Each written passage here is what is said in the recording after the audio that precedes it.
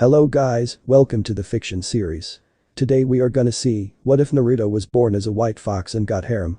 Huge shout out to CRAZYFOOL65 for this story. If you want more awesome fan fiction like this, don't forget to hit that subscribe button. So without wasting any time, let's get into the video. Uzumaki Naruto was walking through the streets grumbling to himself. He was kicked out of a weapon shop for the third time today, and it took everything he had to keep his temper in check. After the mission in Wave, he needed to restock his supplies, but no one would sell him anything. How the hell am I going to become Hokage if no one will sell me anything? He said to himself as he ignored the glares from the villagers. Although it still hurt, he was used to it and able to block it away as he thought about his last mission.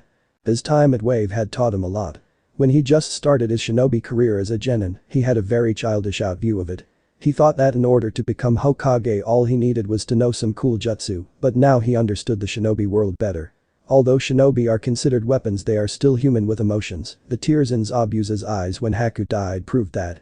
He also learned from Haku that true strength can come from the desire to protect those who are precious to you. While Naruto agreed with it, he was a little sad that out of an entire village, there were only 4 people that could be categorized as precious to him. Haruka, the Hokage, and the Ichirakus were the only ones who have truly cared for him. He wasn't sure how to categorize Kakashi. While he seemed to have cared for him, he was still too much of a mystery for Naruto to fully understand. He would love to have Sakura as one of his precious people, but she has never given him the time of day, which hurt seeing as he had a crush on her. Sasuke was another mystery. One moment he could be an arrogant ass who enjoyed insulting him, but then he could do something like sacrifice himself in order to save him. So deep in thought he failed to notice the man in front of him until he bumped into him, causing the orange-clad ninja to fall. "Oh my, you should really watch where you're going." An amused voice said as Naruto stood up. He looked at the stranger to see a tall man with gray eyes holding a cane. His hair was light blonde, almost pale, with strands on the side framing his face and another strand between his eyes. He wore a dark green shirt and pants underneath a black coat with white diamonds on the bottom half. On his head was a dark green and white striped bucket hat that shadowed his eyes. "I know I am quite the looker, but it is rude to stare, you know," the man said before pulling out a fan to conceal his grin. Getting out of his stupor, Naruto blushed a bit before scratching the back of his head sheepishly. "Sorry about that, mister. Just never met anyone who wore so much green," he said with a grin, causing the man to chuckle. "I could very much say the same about you.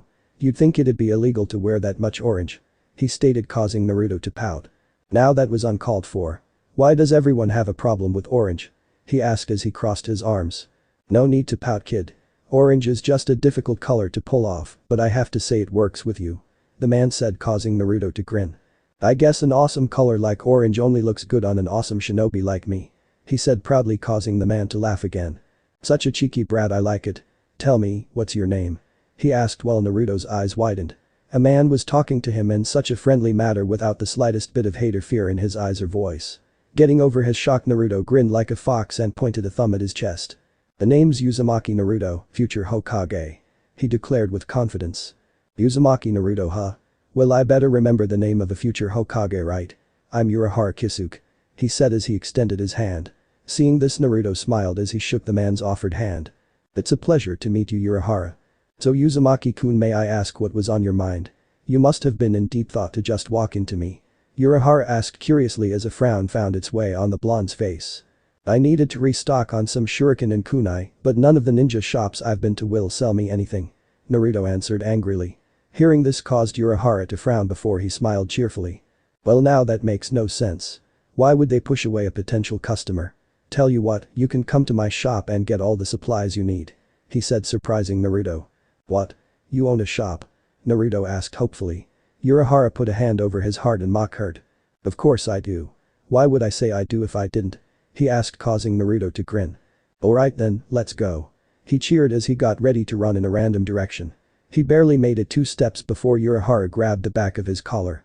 "Well, I encourage the enthusiasm, the shop is that way," he said, pointing in the opposite direction of where Naruto was heading.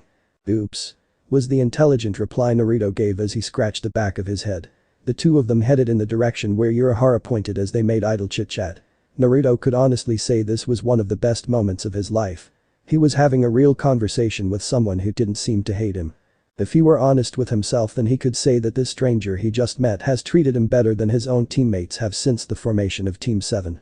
Soon they stopped in the more deserted part of Konoha in front of a building with a sign that said Urahara Shop.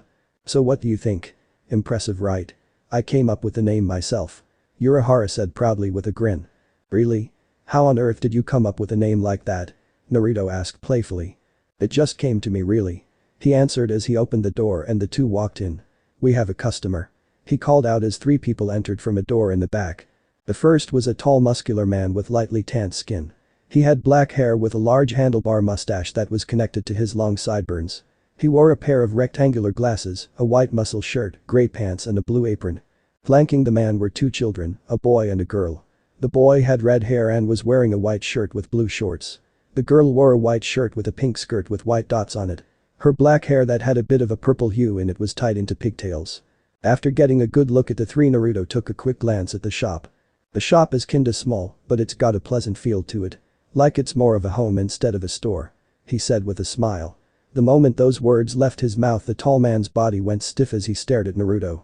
He rigidly walked towards the young blonde who was nervous that he insulted him in some way. Naruto was completely surprised when the man caught Naruto in a bone-crushing hug. Say such kind words about our humble shop. Thank you so much. He said as tears of joy fell from his eyes. Naruto tried to speak, but no words were able to escape. He felt like he would lose consciousness from the lack of oxygen. Tesai-kun, you might want to let the poor boy go. Urahara said. Listening to him, the man known as Tesai let go of the boy, causing him to fall on his back as greedily breathed in some much-needed air. You'll have to forgive him. Tesai-kun takes get pride in this shop. Urahara explained. Now then, I believe it's time for introductions. Hi, I am Tsukubishi Tesai. Tesai said with a bow. I am Tsuyaji Ururu. The girl said politely with a bow. Anakari Jinta. The boy said plainly before looking away. Nice to meet ya. The name's Uzumaki Naruto, future Hokage. Naruto greeted, causing the boy to scoff. A blonde idiot like you, Hokage. Yeah right. Jinta taunted with a smirk. What was that, you little piece of? You heard me, blondie. Jinta interrupted, earning a fist on the head from Tesai. Jinta. That is no way to treat a customer. The muscular man reprimanded. Ururu-chan, Naruto is in need of some supplies. Why don't you help him get what he needs? Urahara suggested. Hi. The girl said quietly before she led Naruto towards the designated location in the shop. After getting everything he needed, he thanked Ururu before walking over to Urahara. How much do I owe you, Urahara? He asked, getting the attention of the older blonde. Urahara rubbed his chin in thought before his usual grin found its way on his face. Tell you what, since this is your first time shopping here, it's on the house. He said, surprising Naruto. Really? He asked, not believing what he was hearing. Yes, think of it as an initiative to visit our shop again. Urahara answered. Are you kidding? I'll do all my shopping here from now on. Naruto said happily. Today was turning out to be a great day. Excellent. It's been a pleasure doing business with you. I hope to see you here again. Urahara said as Naruto waved goodbye to the store employees before leaving to meet his team. Once the shop door closed, Tesai turned to the man clad in green. You seem to have taken a liking to the boy. Is there any particular reason? The muscular man asked. I believe I have just found myself an apprentice, Tesai-kun. Urahara answered, surprising the other occupants. Him? He looked like a total wimp. Jinta said, not impressed at all with blonde. He seemed nice. Ururu interjected, quietly adding her opinion, but not wanting to upset Jinta. Really? That is a bit of a surprise. Tesai said with a raised eyebrow. I sense much potential in him. He simply said before walking towards the back of the shop. Team 7 training grounds. Naruto was sitting down leaning against a tree with a frown. Earlier today he had a good time talking with Urahara, but now there was only one word to describe how he felt at the moment: bored. He was sitting with his teammates waiting for their tardy sensei. Sasuke was doing his favorite pastime of brooding, while Sakura stared at him with nothing but admiration. This was a common occurrence. Kakashi would be 2 hours late, Sasuke would sulk around, and Sakura would openly drool around him with hearts in her eyes. Ami, if you love me then you'd send Kakashi here now before I lose my mind from watching these two. He inwardly groaned. Kami must have felt pity for the blonde because Kakashi suddenly appeared in front of the genin via Shunshin. Hello guys. Sorry I'm late, but I was on my way here when I noticed my socks didn't match, so I had to go back home and change them. Kakashi said as he scratched the back of his head sheepishly. Liar. Sakura yelled as she pointed an accusatory finger at their sensei. The other three winced at the sheer volume of her voice. Hate to break it to you, sensei, but you're not even wearing socks. Naruto deadpanned. Let's not focus on the details, okay? Kakashi asked with a dismissive wave of the hand, causing the three genin to sweat drop. Anyway, I have some exciting news. Kakashi said with an eye smile, gaining their attention. What is it, sensei? Sakura asked curiously. I have signed the three of you up for the Chunin exams. He said, surprising them. Once the word sunk in, they each had a different reaction. Sasuke had a smirk on his face, confident that he would pass. Sakura looked hesitant, and Naruto. Alright. Once I become a Chunin, that will be one step closer to Hokage. He shouted with a grin. Kakashi chuckled at the blonde enthusiasm, but Sasuke scoffed. Please, like a dope like you could become a Chunin, let alone Hokage. The Uchiha said, earning a glare from Naruto. What was that, team? Why don't you bring your emo ass over here and I'll show you which one of us is closer to Chunin? Naruto yelled, earning a punch from Sakura. Naruto Baka, shut up. Don't you talk to Sasuke-kun like that. She shouted. Naruto stood back up and dusted himself before looking at his crush. But Sakura-chan, he started it. If he didn't have that stick up his ass, then maybe he wouldn't be such a team. Naruto whined, only to earn another fist from her. Shut it, Baka. Kami, you're so annoying. She said, exaggerated. Kakashi could only sigh as he watched the antics of his students. He cleared his throat, trying in order to get their attention. Now then, the exams are in 10 days, so we will have to prepare you guys. He said, gaining their attention. How are you going to do that, Kakashi-sensei? Are you finally going to teach us some kick-ass jutsu? Naruto asked excitingly. His excitement deflated when Kakashi shook his head negatively. I'm afraid not. Teaching you a new jutsu for the exam would be useless unless you've mastered it completely. We don't have enough time, so I'll have to teach you some exercises that will overcome your weaknesses. Depending on how fast you are, I might be able to add in a simple jutsu or two, but nothing fancy.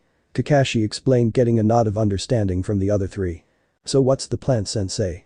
Sakura asked, the others nodding, also wanting to know. Well, Sakura, I'm give you some scrolls to have a better understanding about gain jutsu. If you understand the mechanics, you might actually be able to learn one or two before the exam because of your excellent chakra control. He explained, causing Sakura to smile. She looked over toward Sasuke, hoping he was impressed but deflated when she saw him look uninterested. Sasuke, since you have just unlocked your Sharingan, you and I will be training on how to access it easier and how to properly use it. Kakashi said, getting a nod from the Uchiha. Although he wished he could copy some of Kakashi's jutsu, he would settle for this for now. Besides, if he can use the Sharingan properly, then he can just copy some jutsu during the exam. What about me, sensei? Naruto asked, wondering what kind of training he would get.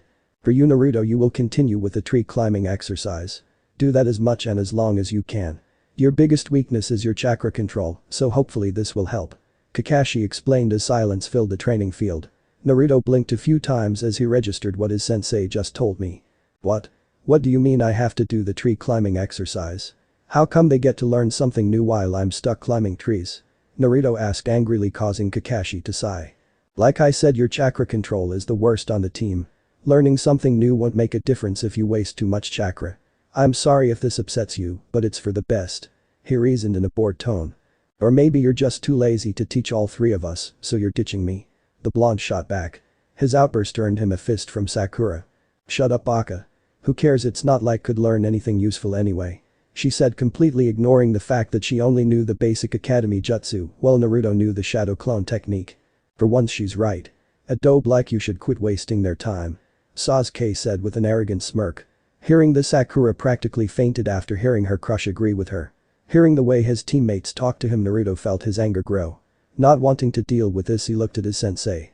Well, I would love to stay here and receive more insults. I should probably work on my chakra control since I'm such a terrible shinobi. Are we done with this meeting, or are we going to make more jokes at my expense? He said in a cold tone that surprised everyone. No, here's your sign-up sheet. It has all the information you'll need, and make sure you're not late. He said with an eye smile, causing Naruto to snort. Humming from you, that's rich. He said sarcastically before snatching the form out of Kakashi's hand and leaving his teammates to do his own training. Streets of Konoha. Naruto was walking through the streets and it was clear that he was not in a good mood. Looks like he had to train himself alone, just like his childhood. Running a hand through his hair, he looked at the sky, trying to think of some options. Maybe he could get Iruka to help him out a bit before he shook that thought out of his head. Iruka was too busy with his duties as an academy teacher. Shaking his head, he stuffed his hands into his pockets until he heard a crinkling sound. Frowning in confusion, he pulled it out to find a note. Uzumaki-kun. If you are ever in need of some training, feel free to stop by the shop. It would be a pleasure to train the future Hokage. Our doors are always open, so stop by anytime. Your handsome friend. Urahara. How the hell did he get this in my pocket without me noticing? Naruto asked himself, surprised before he read the note. Training. Urahara was offering to train him. With a grin Naruto ran towards the shop. He didn't know what Urahara could teach him, but he was willing to take all the help he could get. Arriving at the shop he opened it with a grin. "Hey Urahara. I got your note." He called out as the man in green stepped out of the back room. "Uzumaki-kun, what a surprise. I didn't expect you to arrive so soon," he said pleasantly. "I got here as soon as I found your note. How did you sneak it in my pockets anyhow?" Naruto asked curiously while Urahara opened his fan to hide his face. "I am a man of many talents Uzumaki-kun," he answered simply. "Were you serious about training me?" he asked hopefully. "Of course. In fact I'm looking forward to it," Urahara said as he shut his fan causing Naruto to jump in joy. "That's great. I was worried I would have to train myself since my sensei ditched me," he exclaimed causing Urahara to frown. "What do you mean?" he asked as a scowl found its way on the younger boy's face. "Kakashi-sensei said he signed us up for the Chunin exams and that we have to get ready. He gave Sakura-chan some tips on gain jutsu and he's going to teach Sasuke how to use his Sharingan. The only thing he told me to do was work on the tree climbing exercise some more because my control sucks," he ranted as he crossed his arms. Urahara had a thoughtful expression on his face before he grew a mischievous smirk. "Tell me something Uzumaki-kun, do you want to beat the Sasuke and show your sensei that you're a better shinobi?" he asked. "I would love nothing more than to kick that team's ass," he declared making Urahara's smirk widen. "Well then if you agree to be my apprentice then I can guarantee you will be strong enough to defeat him," he said confidently. "Awesome. Are you going to teach me some killer jutsu?" he asked with childlike excitement causing Urahara to laugh. "I'm afraid I can't teach you any jutsu Uzumaki-kun. To be honest I don't know a single jutsu myself," he said as he opened his fan to hide his grin. It took all his willpower to not laugh at Naruto as he face faulted. "Don't know a single jutsu? Then what the hell can you teach me?" he asked angrily thinking that Urahara was playing some joke on him. Now calm down. Let me ask you something. You said that your sensei is teaching the Sasuke how to use his Sharingan. Do you know how the Sharingan works?" he asked as Naruto adopted a thinking pose. It lets him copy any jutsu he sees, right?" he asked. "Well there's more to it, but yes that's one of its main functions," Urahara said, but he could tell Naruto wasn't following him. "Okay so what does that have to do with anything? Why would you want to learn a jutsu just so your teammate can copy it?" he asked as Naruto's eyes widened. "Okay, I get what you're saying. So what am I going to do?" Naruto asked determined to find a way to beat Sasuke. "What I am going to teach you is not jutsu. I am willing to teach you some powerful techniques and they will be impossible to copy with the Sharingan," he said shocking the younger blonde. "Really?" "Yes, in fact the only person who can learn these will be you," the shop owner explained. "Really? Why me?" "Because of your seal," he said surprising Naruto. "You know about the seal?" he asked quietly as he avoided eye contact. He looked up though when he felt a hand on his shoulder. He saw Urahara giving him a small smile instead on his usual grin. "I know about it and I could care less about what you hold," he said shocking the boy. "Really?" "Yes, so are you still willing to learn from me? I should warn you if you chose to learn this power you won't be able to use chakra anymore," he warned shocking the blonde. "What do you mean I won't be able to use chakra?" he asked. "Sometimes in order to gain something new you must sacrifice something old," Urahara said seriously. "But how can I use jutsu? How will I become Hokage?" "Calm down. I'm not saying you will powerless. You will gain a unique power. Think of it as a Kekai Genkai. Instead of chakra you will use a different source of power," he explained. Naruto was silent for a while as he thought about Urahara's words. "Will this really make me stronger?" he asked. "I guarantee it," he answered confidently. With a determined fire burning in his eyes, Naruto grinned as he looked at Urahara. "Well then we better get started Urahara-sensei," he said causing the man to grin. "Well then to begin let me tell you the basics about Ryatsu and Ryoko. Then I'll teach you how to use a sword. Come along we will be quite busy for the next few days," he said as he led Naruto towards the back to begin his training. "Well Urahara-sensei I better head home," Naruto said as he walked around the shop getting some last-minute supplies for the exam. "I believe you're right. Tomorrow is the big day," Urahara said as he rung up the price. Paying for the supplies Naruto grinned at his sensei. "Yup. And after the training I've done I'll become Chunin in no time," he declared confidently earning a chuckle from the man. "It's a good thing you have that confidence Naruto-kun. Remember that a warrior's greatest enemy can be their own hesitance. You don't have to worry about that. Man it's been 10 days since I've seen my team. Can't wait to show them the new me," Naruto said thinking about his teammates' reaction once they see his new abilities. "I bet their reactions will be priceless," Urahara said with mischievous smile. Yeah, just wait until I kick Sasuke's ass. Naruto agreed as he headed for the door. Hey guys, I'm leaving. The exams are tomorrow, so I don't know when I'll see you again. He called out. Hearing this, 3 more people entered the room they were in. We will miss your company, Naruto. Good luck, but with all your training I doubt you'll need it. Tessai said. Thanks a lot, Tessai. Don't worry, I'll visit as soon as I can. He told the muscular man who helped train him along Urahara. I bet you will, freeloader. Jinta teased with a grin. During the days the two sparred, and the more Naruto progressed, the more Jinta liked the older boy. Despite that, the two liked to tease each other. Whatever, shrimp. You know you'll miss me. Naruto shot back. Dream on, blondie. Jinta scoffed. Naruto was about to speak, but a quiet voice spoke out first. Good luck, Honey-chan. Urahara said shyly. She grew fond of the blonde's company, and Naruto honestly say he felt the same way. Thanks a lot, Urahara-chan. He said as he ruffled her hair, causing her to smile. Naruto took one more look at the group of people who he could truly call friends. He had more fun here the past few days with these guys than he ever did during his time at the academy and with his genin team combined. Walking out the door, he took a deep breath as he looked at the night sky. He was about to make his way home before a hand on his shoulder stopped him. He turned to see Urahara had followed him. What is it, sensei? He asked curiously. I just thought I should give you a final piece of advice before the exams. He explained, causing Naruto to raise his eyebrow. And that would be? When you hear its name, do not hesitate to speak it. Urahara said, pointing to the sword that hung at his hip. During the first day of training, Urahara gave Naruto a sword called his Zanpakuto. Urahara said that when the right time came he would be able to unlock the full power of his sword and himself. Although he did not fully understand his words, he believed his sensei. Relax, sensei, I got it. He reassured, causing the man to grin. Of course. Well then, I suggest you get some rest. Tomorrow your hard work will pay off. Urahara said as he went back inside his shops. Nodding his head, Naruto began to walk through the streets. He wanted to make one more stop before going home. Finally arriving at his destination, Naruto sat down as he overlooked the nighttime view of the village. Currently sitting at the top of the Hokage monument, he mentally prepared himself for tomorrow's events. You can come out. He called out suddenly. He heard a shuffling sound and turned his head to look over his shoulder.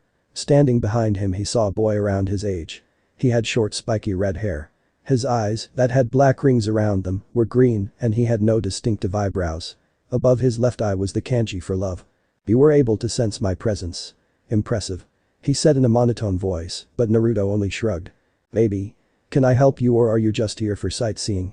He asked, turning around fully. Looking at the forehead protector, Naruto noticed that the boy in front of him had to be from Suna. I do not understand why, but mother is very interested in you. He said as Naruto raised an eyebrow before he smirked. Tell her I'm flattered, but since she's already a mother she's probably too old for me. He joked but was met with absolute silence. Okay, so you don't have a sense of humor. He muttered to himself. Tell me, who are you? The Suna boy asked.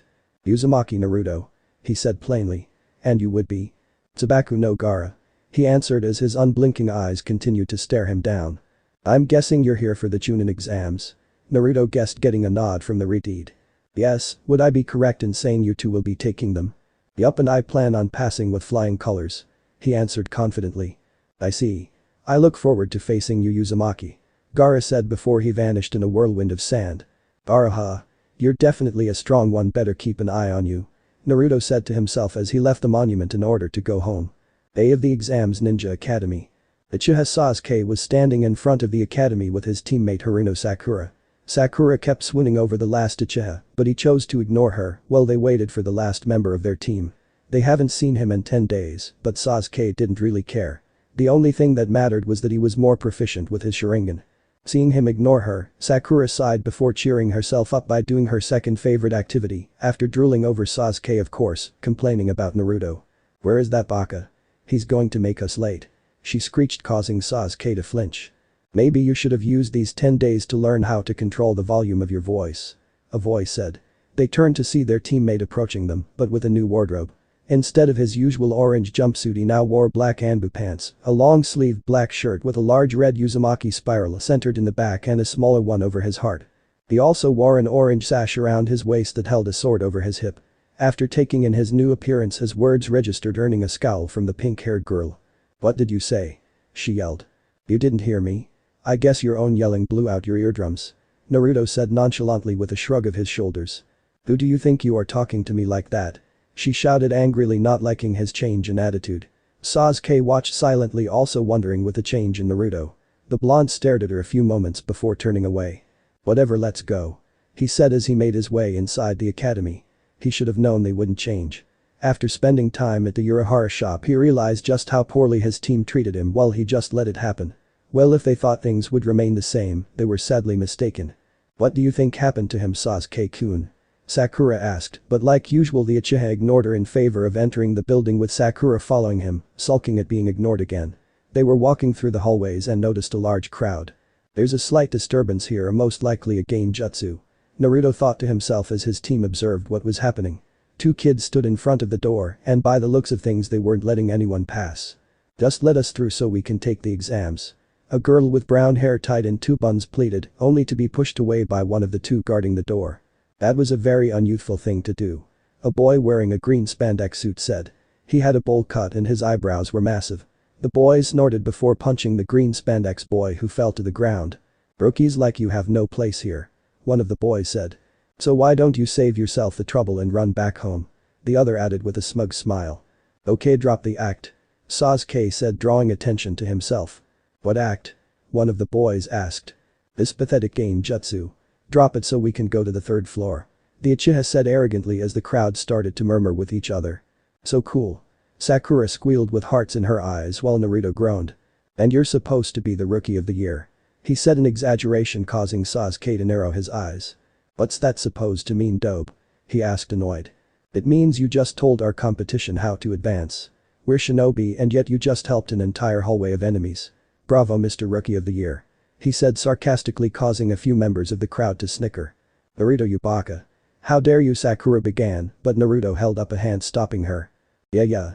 How dare I make fun of his royal emo-ness," he said as he made his way through the hall. Before he climbed the stairs he turned to the two guards. "See you later, Katetsu, Izumo," he called out as they burst into a cloud of smoke. The smoke cleared, revealing two adults. "See you later, Naruto," Izumo said. "Yeah, hopefully when you're done you can entertain us with a prank or two," Katetsu added, causing Naruto to laugh. "I'm sure I can think of something," he said before he turned away, his teammates following. "Hey, wait," a voice said. They turned to see the kid in green spandex walking towards them with his teammates on his trail. "What?" Sasuke grunted, still annoyed that Naruto made a fool of him. The kid ignored him and looked right at Sakura, who was unnerved. "Hi, I'm Rock Lee. It's a pleasure to meet you," he said, smiling before giving her a thumbs up and smiling. "Would you please go on a date with me?" "No way, you freak," she screeched, appalled, causing Lee's shoulders to slump. Naruto watched them impassively until he felt like he was being watched himself. Turning, he saw the girl with two buns from earlier standing next to a boy with long brown hair and white pupil-less eyes. "Can I help you?" he asked, bored. "What's your name?" the boy with no pupils asked. "I'm no one important. Just an average genin trying to make it to Chunin," he said uninterestedly. Not really caring, he made his way for the exam room. "You guys stay here and have fun with your new friends. I'll wait for you up ahead," he said, not bothering to wait for an answer. The last thing he heard was Lee challenging Sasuke to a spar. Now in front of the door he leaned against it and closed his eyes, waiting for his teammates.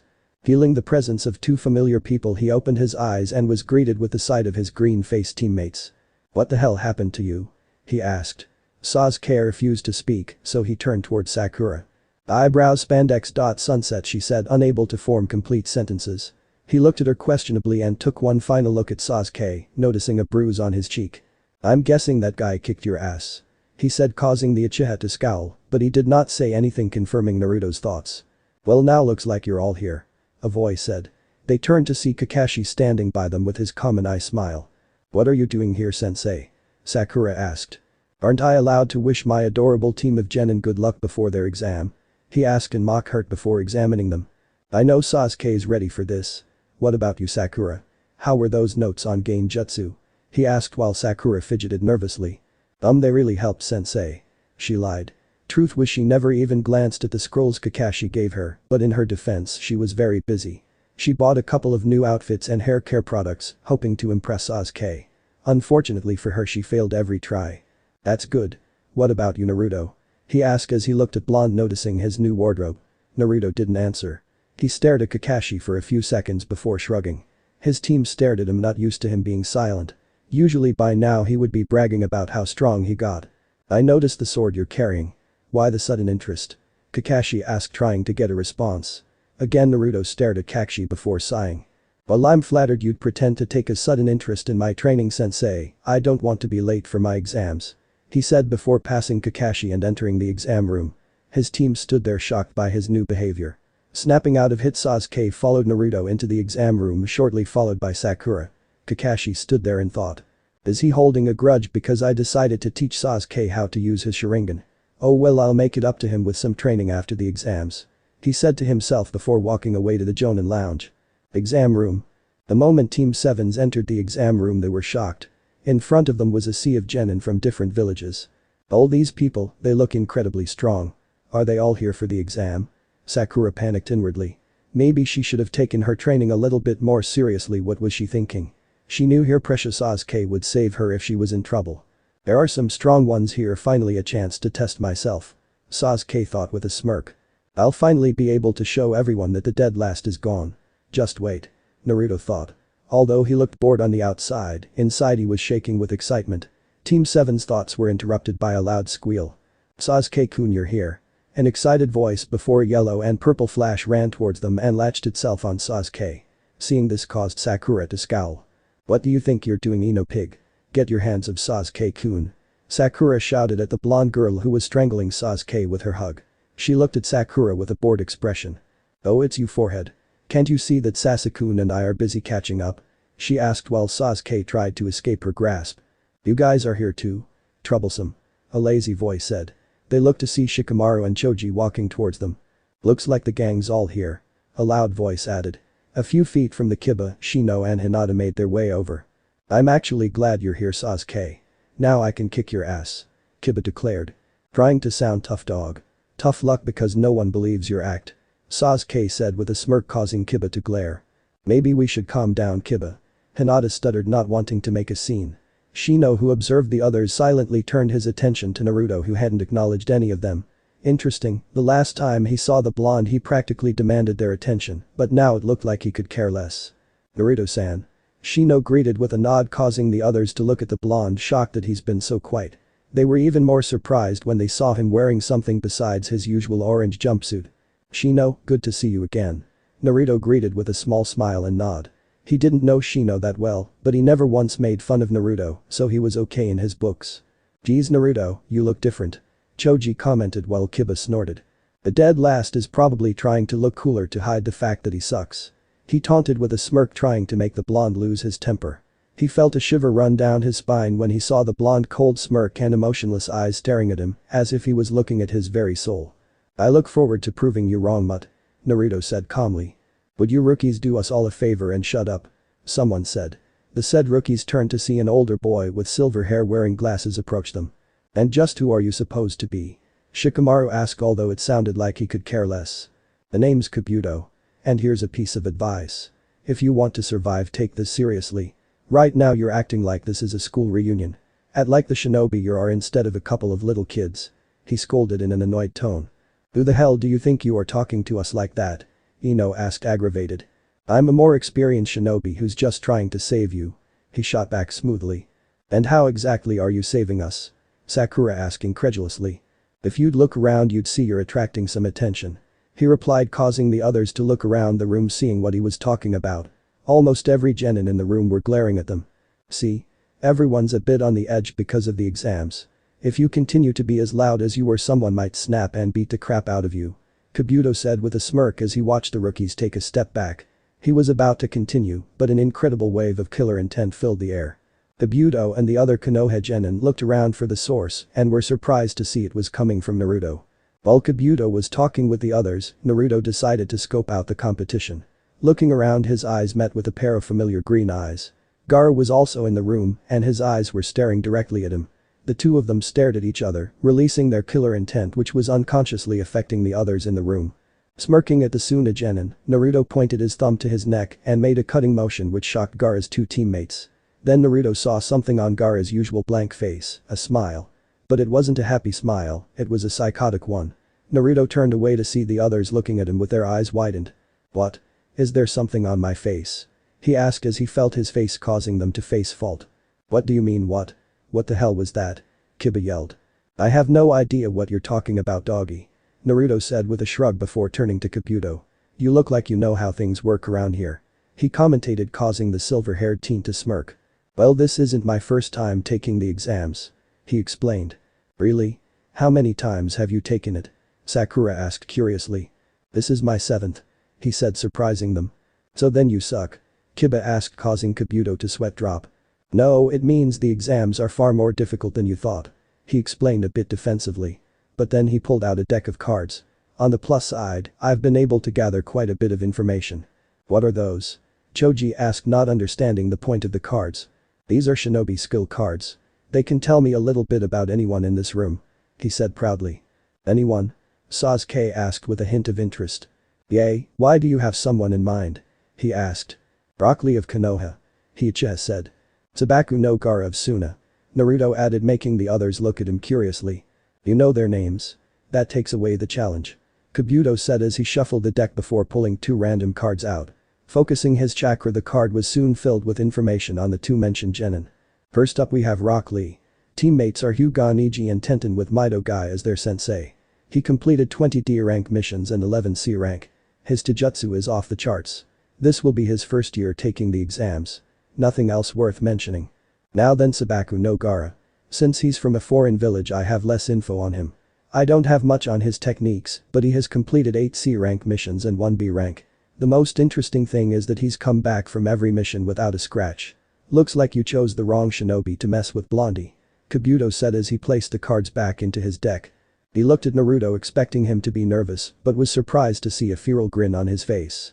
I knew he was strong. I look forward to facing you, Gaara. He said to himself, but the others heard him. How do you know Asuna shinobi anyway? Shikamaru asked. Had a little run-in with him last night. For some reason he decided to target me. Naruto explained with a shrug. Why would he target a dope like you? Sasuke scoffed. I'm the dope. I'm not the one who told everyone about the Genjutsu team. Naruto shot back, earning a glare from the Uchiha. Don't talk to Sasuke-kun like that, baka. Sakura yelled in defense. Naruto was about to speak, but a loud explosion in the front of the room stopped him. The cloud of smoke revealed an entire group of adults. Would everyone please shut the hell up? The man in the middle asked, although with the tone he spoke with it was more of a demand. He wore a black trench coat and a black bandana. The man looked at the group of genin, and most of them shivered underneath his gaze. Sorry for the wait. My name is Marino Ibiki, the proctor of the first part of the exam. Everyone hand in your application and you will receive a seating assignment card. You will do to that seat. Once everyone is seated, we can begin the written part of the exam. Ibiki instructed. Hearing this caused Naruto to go stiff. What the hell? A funking written exam? He panicked inwardly, although he was able to keep his appearance in check. He handed his application and sat down at his designated seat before letting his head crash down on the desk with a thud. After all that training with Urahara-sensei, and a funking paper test might beat me. If I fail because of his jinta, will never let me live it down. He groaned. Naruto-kun, a shy voice next to him said. He looked at his right to see Hinata seated next to him. Let's do our best. The Hyuga stuttered with a blush. Naruto blinked a few times before releasing a sigh, accepting this as another obstacle he would have to overcome. Yeah, guess you're right, Hinata. He agreed, making her flush even more. Now before we begin, there will be some rules. I will only say this once, so listen carefully. Ibiki began. Rule 1. There are 10 questions on the quiz, and each of you will start with 10 points. For every question you get wrong, you will lose 1 point. Rule 2. Even though this is a written test, it is still a team event. Your total scores will be added at the end. Rule 3. If you get caught cheating, then you and your teammates will lose 2 points. Final rule. If one person on the team loses all their points, then the entire team is disqualified. He finished, causing Naruto's head to fall. Ami, put me in front of a dangerous shinobi, and I'll fight, no problem. Put me in front of a test that's just beyond cruel and unusual punishment. He cried mentally. You have 1 hour, begin. He shouted, causing the genin to turn their sheets and start. Naruto sluggishly turned his paper and began to skim the contents, hoping to find at least one question he could answer. Well, now I'm screwed. I don't even know what some of these words mean. He thought with his chin in his hand. As time went by, the other genin in the room began to use their techniques in order to gather the information necessary to answer the test. Refusing to give up, Naruto began to devise a plan, but it required perfect timing if he wanted to do it without getting caught.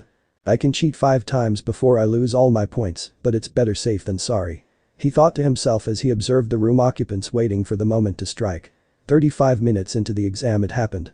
Number 32, 5 strikes you're out of here. One of the proctors said. The genin who was accused stood up and glared at the proctor. What do you mean I cheated? You don't have any proof. The genin shouted only to have the proctor move at great speeds. He slammed the genin into the wall with his forearm. Listen well Gaki, there's a reason why we were chosen as proctors. And it's because we don't make mistakes. Whine all you want, it doesn't change the fact that you got caught. Now get your teammates and get out of here.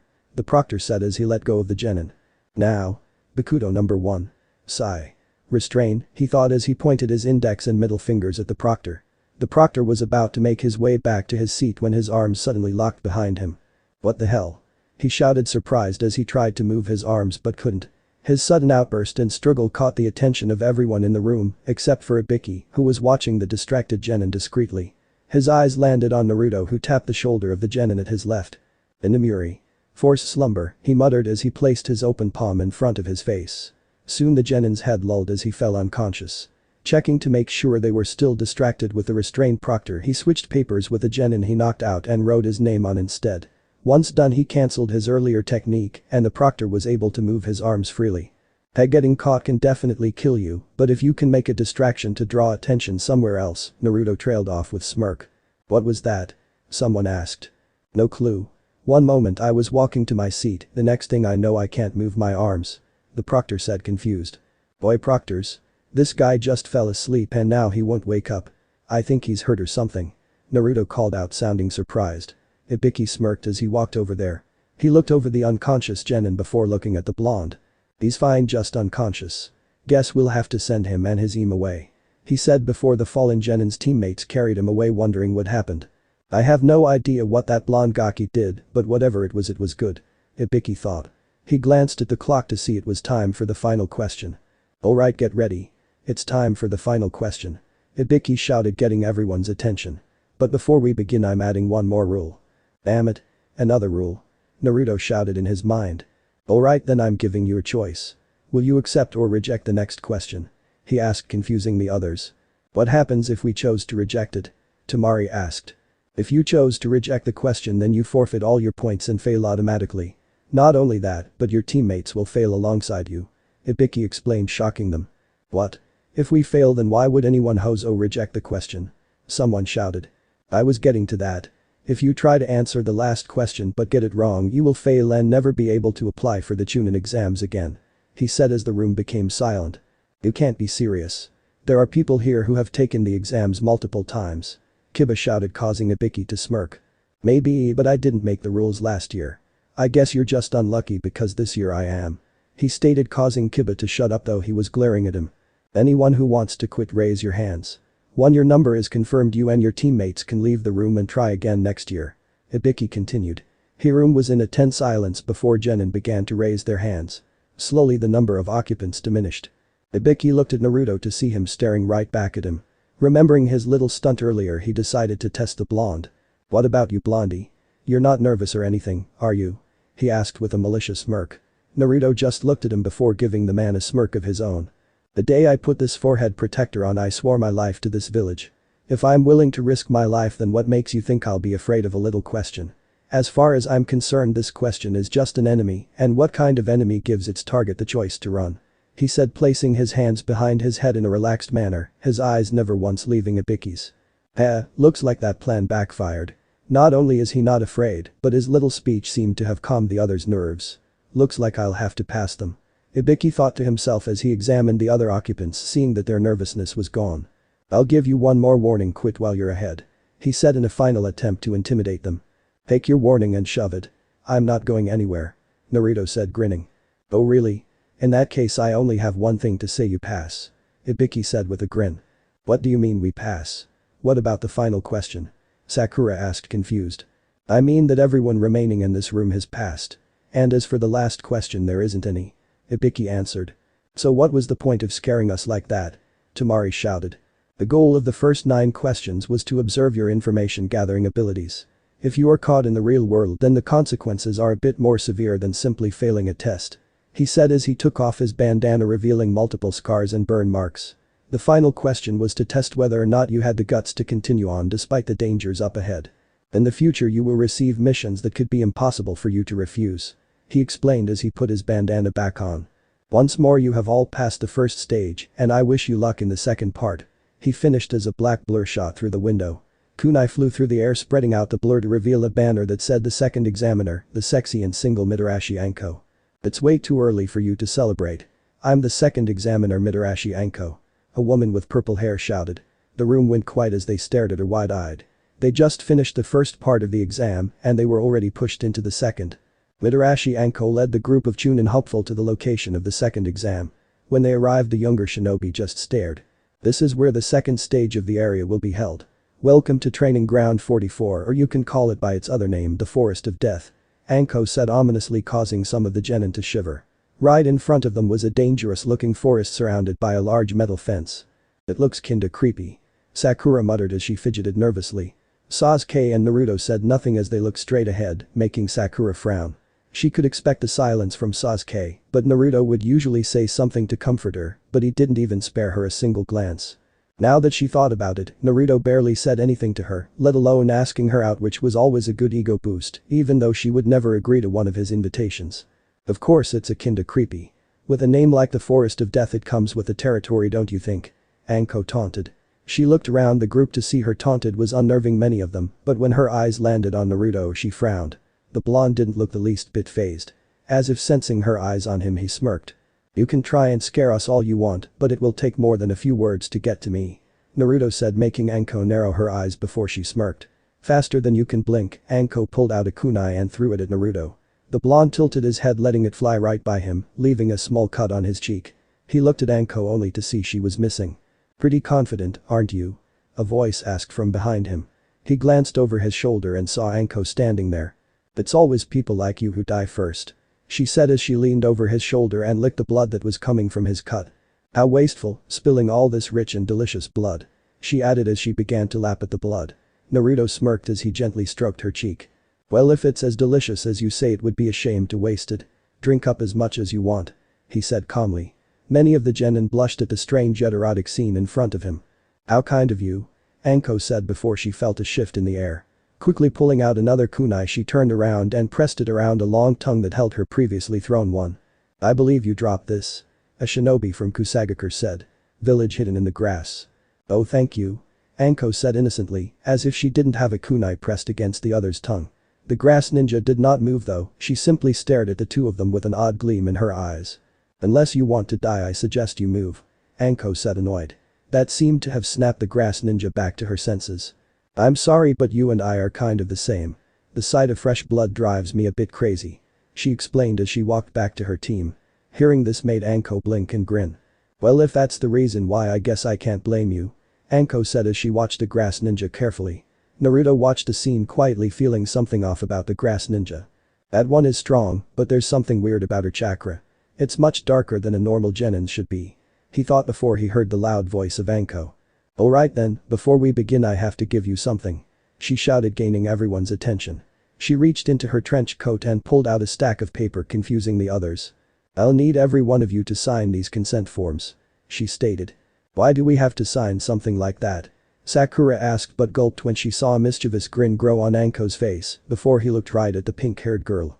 That way if you die I can't be blamed. You wouldn't want little Almi to get in trouble, would you? She asked innocently, causing a few genin to grow nervous. Naruto rolled his eyes before grabbing one of the forms and signing it without hesitation. Well, if it prevents you from getting in trouble, guess I'll do it. He said as he handed the signed form back to her. The others, not wanting to be outdone, followed Naruto's lead and signed their forms too. Now that that's been settled, I'll explain the second exam. It's pretty much a survival test. Each of the teams here will receive one scroll. Half of you will get a heaven scroll while the other half gets an earth scroll. In order to advance you will need to hold on to your scroll and get the other scroll you need. Once you have both, you bring them to the tower at the center of the forest. Anko explained as the word sunk into the genin's heads. So at most, only half the teams here can pass. Sakura stated. You got it. And there's also a time limit.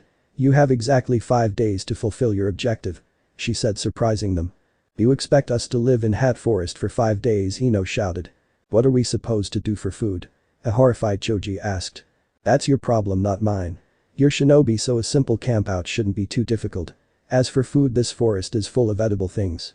Then again, it has man-eating animals, dangerous insects and poisonous plants, so I'd be careful if I were you. Anko said nonchalantly, causing Ino and Choji's head to slump. Now that I've explained the purpose of the exam, let me explain the rules.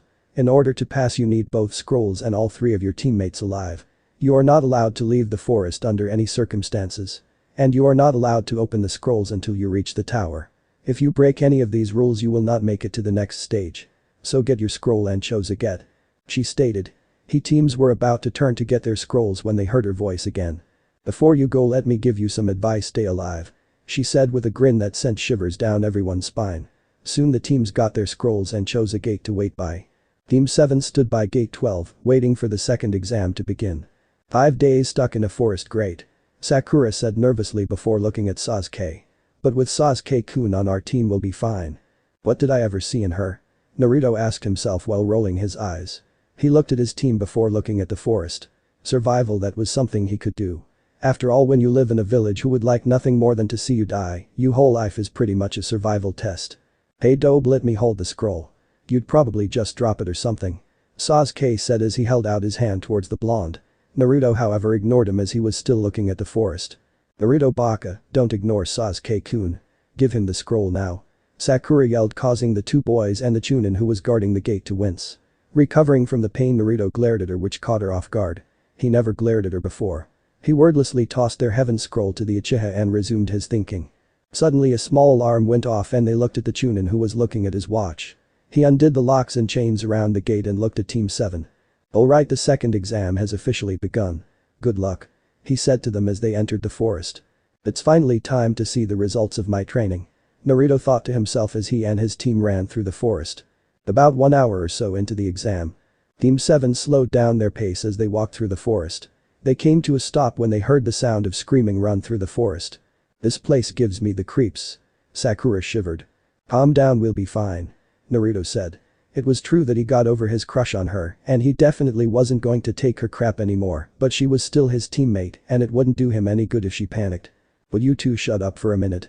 We need to plan ahead. Sasuke said, gaining their attention. What do you mean, Sasuke-kun?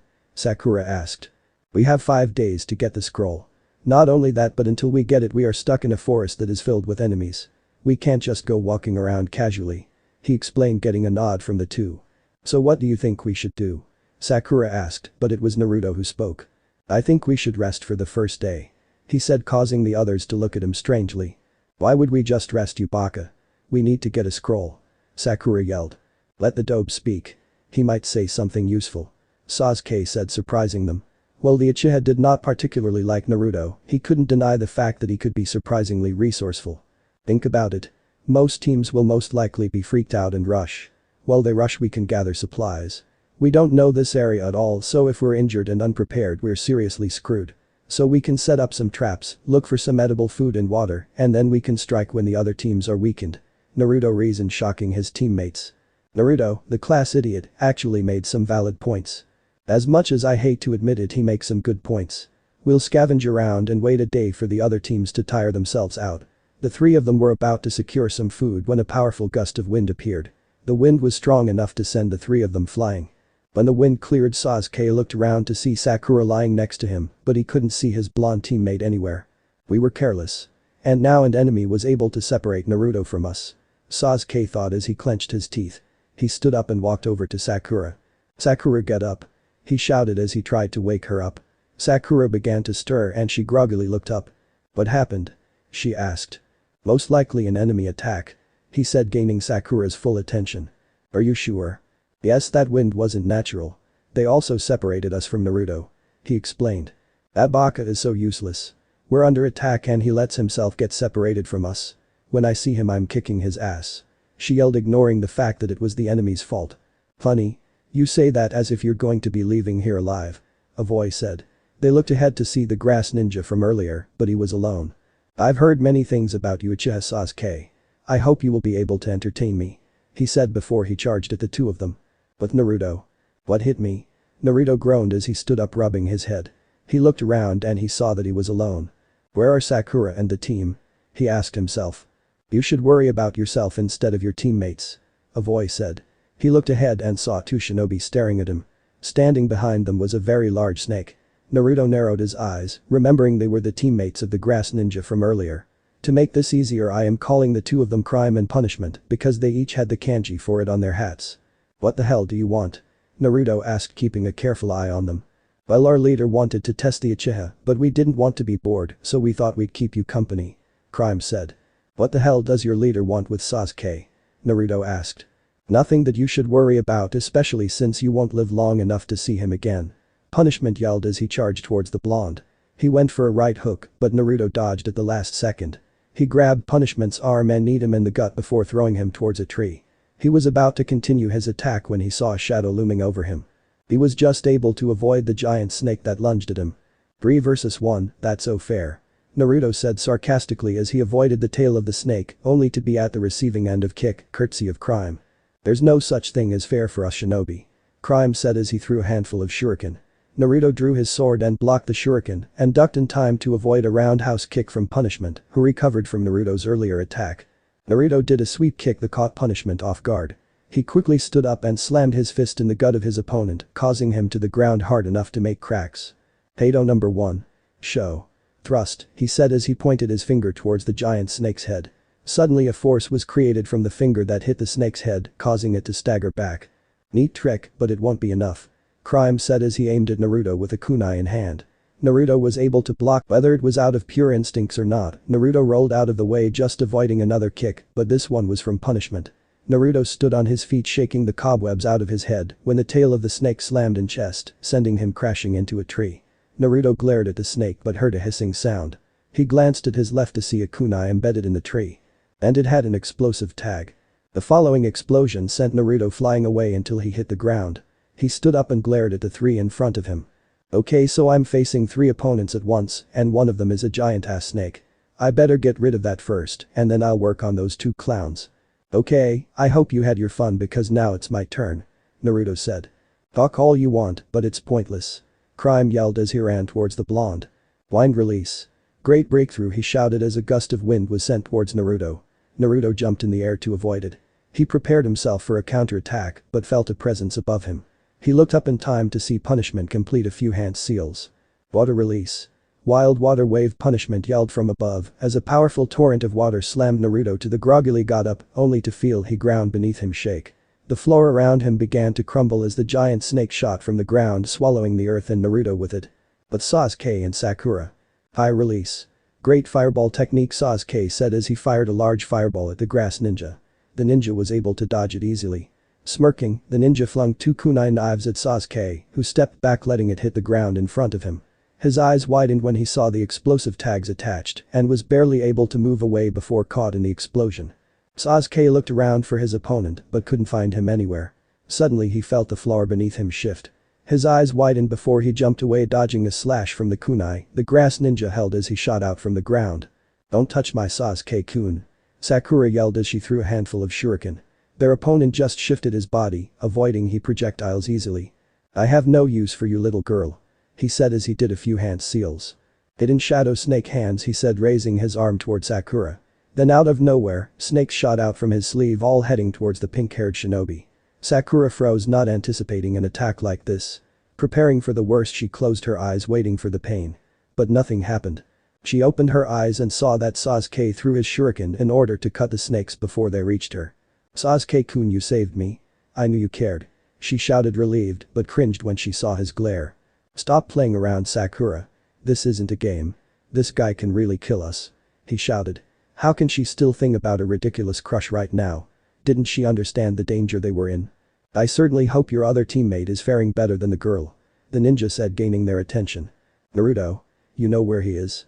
Sasuke asked. As much as he hated to admit it, with Naruto fighting with him, they had a better chance of beating this guy. Yes, right now my teammates are keeping him company. He answered. There is a high possibility that he is already dead though. Hearing this caused Sasuke to smirk. He and Naruto might not get along, but he knew one thing about him. Sorry, but Naruto won't go down that easily. He may be an idiot, but he won't go down without a fight. Sasuke said as he got into a fighting stance and activated his Sharingan. So you want to continue? Excellent. The ninja said with a sadistic smile as he got into his own fighting stance. The two stared at each other and as if there were some silent signal they charged. But Naruto. I can't believe I got eaten. This is so gross. Naruto shouted from within the snake that swallowed him whole. If Sasuke ever finds out about this, I'll never hear the end of it. He continued to rant, trying to think of a way out. Well, this will be the first time I'll use this in battle. Hope it works. Naruto said as he drew his sword. His body and blade were soon surrounded by a blue and white aura as he held his sword in a two-hand hold. His aura was able to push the muscles of the snake's insides, giving Naruto enough room to swing. Raiden, bisection, he said as he swung his blade. The attack had enough force to completely cut through the snake. The two grass ninja watched shocked as the snake was split in two.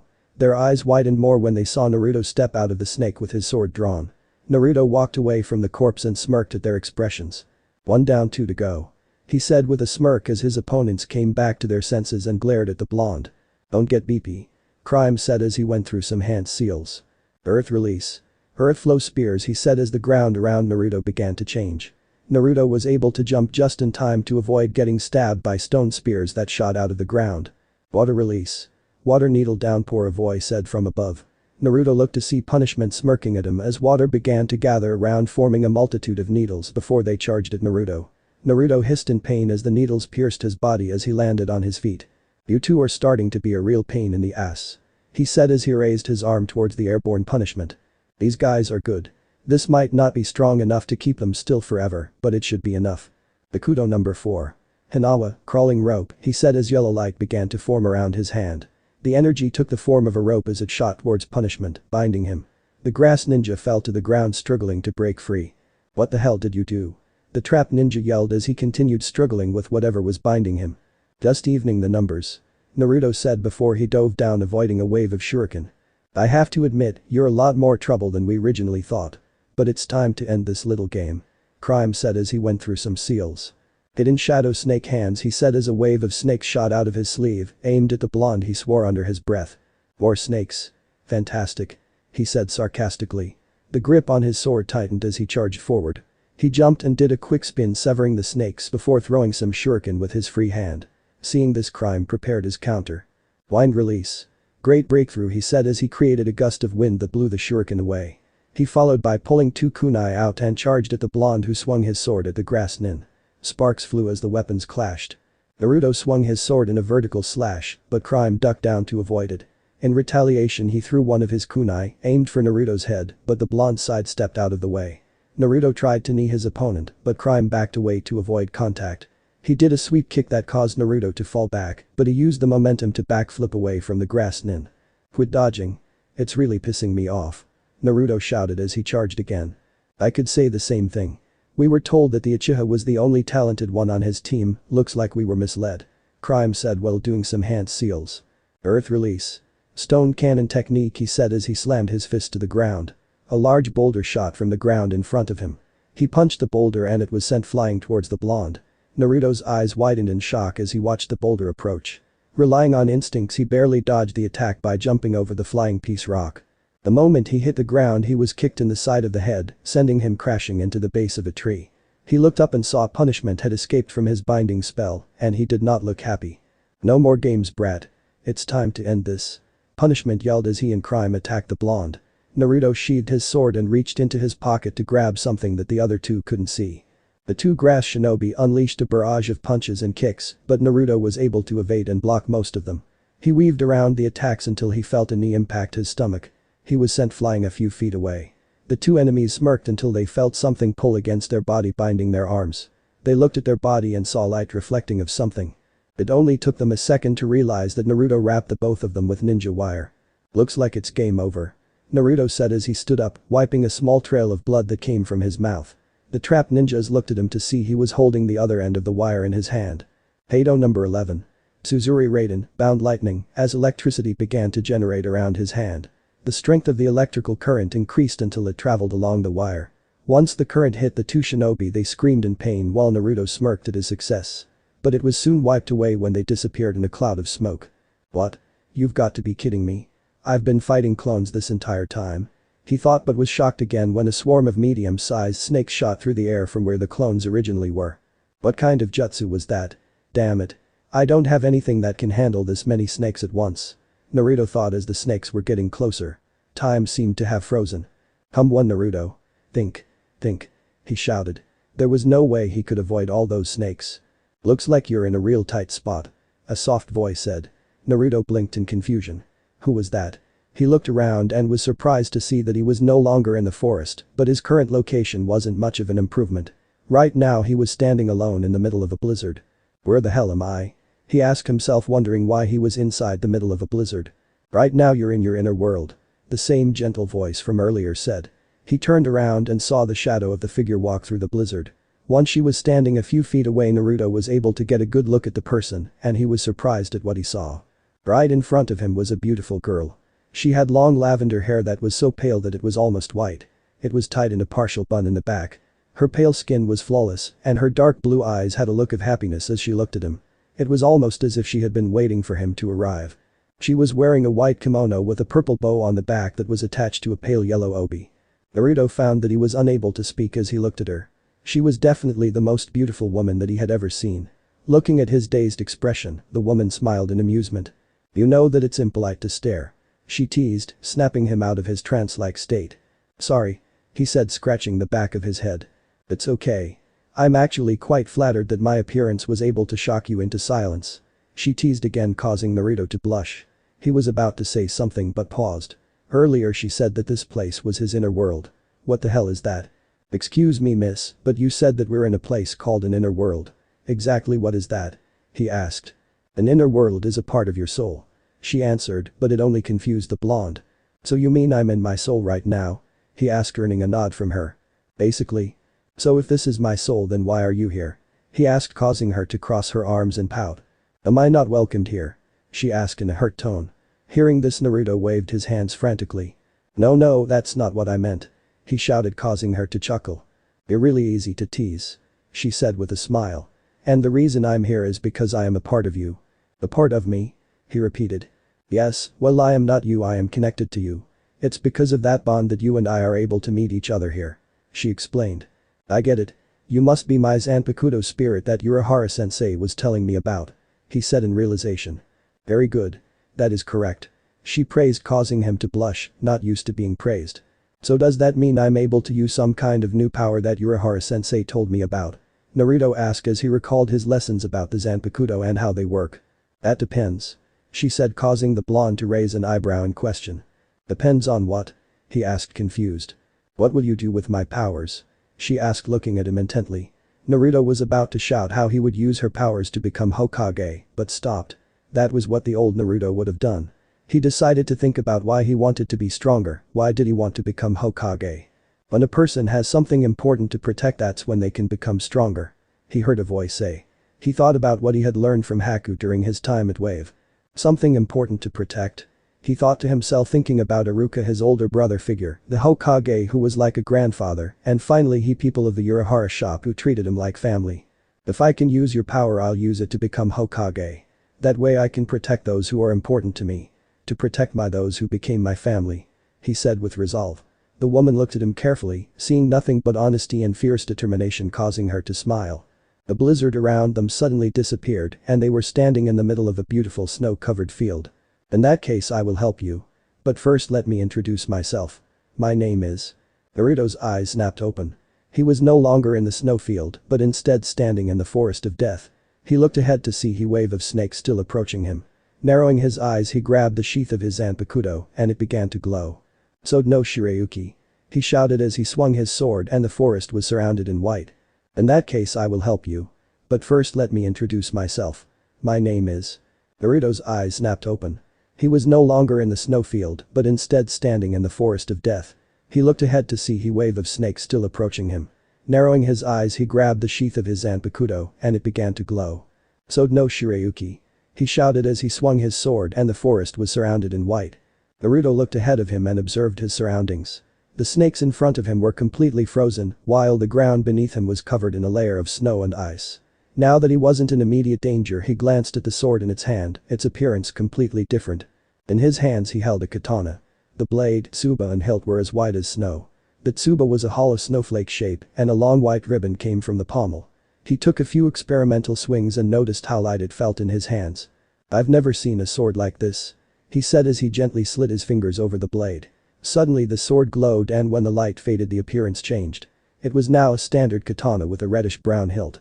What the hell happened? He asked himself. Since we are safe at the moment, I return to my sealed state. A familiar voice said, causing Naruto to blink. Is that you, Sode no Shirayuki? Naruto asked, confused. He looked around and saw that he was still alone. Yes, it's me. She said. I'm talking to you through a mental link. She explained as the blonde continued to look around. Oh, so I can talk to you anytime now? He asked as he sheathed his sword. Pretty much. Now then, it's not like I don't enjoy talking to you, but shouldn't you go look for you team? She asked, causing Naruto to blink a few times before he smacked his head. Damn it. I knew I forgot something. He shouted as he ran through the forest hoping to find his team. Urahara shop. Urahara Kisuke was drinking a cup of tea when he felt a surge of power. He put the cup down and rubbed his chin in thought before a grin found its way on his face. Well now, it looks like young Naruto-kun has activated his Shikai. He said out loud to the other store occupants. So soon? Looks like you were right about the boy Kisuke-kun. Tessai said as he restocked a shelf with some standard shinobi gear. Of course I was right about him. I chose him as my apprentice after all. Urahara said cheerfully. So how do you think Blondie is doing? Jinta asked as he sat on a chair relaxing while Uraru swept the floor. Now that he has his Shikai, I am even more confident that he will advance. Even better, now we can start the next level of his training. He said as he began to walk out of the door. Where are you going, Kisuke-san? Uraru asked. Oh, I'm just going to visit the Hokage. I think it's about time he and I have a little chat about our favorite blonde. He said over his shoulder before exiting the shop. Forest of Death with Sasuke and Sakura. Sasuke was kicked in the stomach, sending him crashing into a tree. Groaning in pain, he looked up to see the grass nin smirking as he looked down at him. Standing back up, Sasuke glared at him as he pulled out some shuriken and threw them, only for his opponent to dodge them effortlessly. Oh my. You're going to have to do better than that, Sasuke-kun. He ninja taunted. I'll show you better. Fire release. Phoenix Age fire technique, he said as he fired a wave of small fireballs. The flames were able to hit their target and Sasuke allowed a victorious smirk to appear on his face, but it was wiped off when the smoke cleared.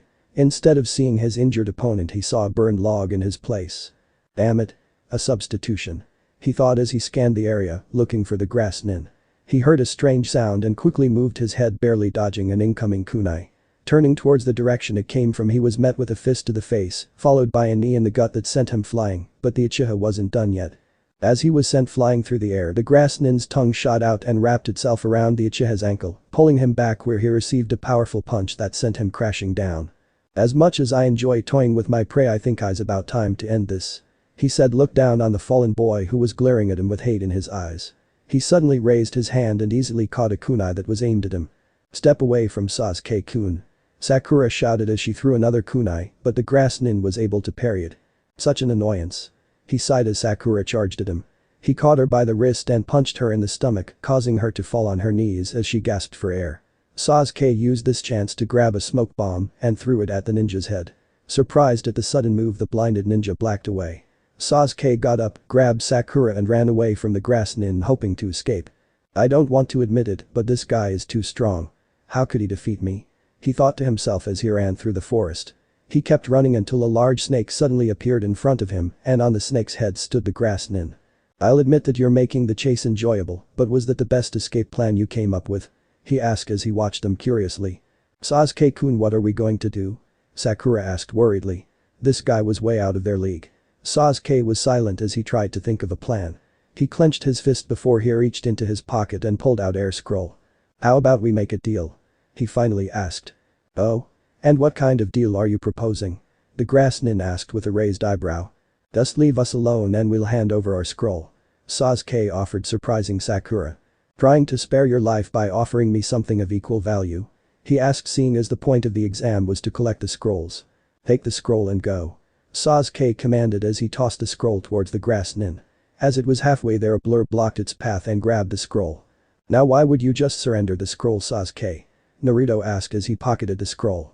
Now's not the time, Naruto. This guy is too strong. Sasuke shouted. Listen to Sasuke-kun, baka. If he can't handle this guy, then none of us can. Sakura added. Naruto just stared at them and scoffed. And you guys called me stupid. He said, confusing them. We already know you're stupid, but what does that have to do with anything? Sakura asked, annoyed. Didn't he understand the danger they were in? This guy was stronger than Sasuke. How on earth could Naruto even hope to beat him? If this guy is as strong as you say, then how do you know he'll keep his word? What's stopping him from killing us after you hand over the scroll? Lies, stealing, deception, that's all part of being a shinobi. He said looking straight into their eyes. The other two were shocked wondering how the dope of their class could come up with that while they didn't. Their attention was brought back to the grass nin standing on the snake as he began to laugh. While watching this team drama unfold is amusing. You're absolutely right Naruto-kun. Why should I spare you when I can kill you and take the scroll from your dead corpses? He said as the snake charged towards them. Sasuke and Sakura jumped out of the way, but Naruto surprised them all by charging forward. He drew his Zanpakuto and grabbed the hilt with both hands as he held the blade over his head. Tsukawari, watermelon splitting, he said as he swung his sword at the snake's head. The grass nin jumped out of the way in time to avoid the attack and watched surprised as the snake's head was cut in two. I must say you are stronger than I gave you credit for. The ninja praised as he watched the blonde with a calculative eye. His two teammates had similar thoughts.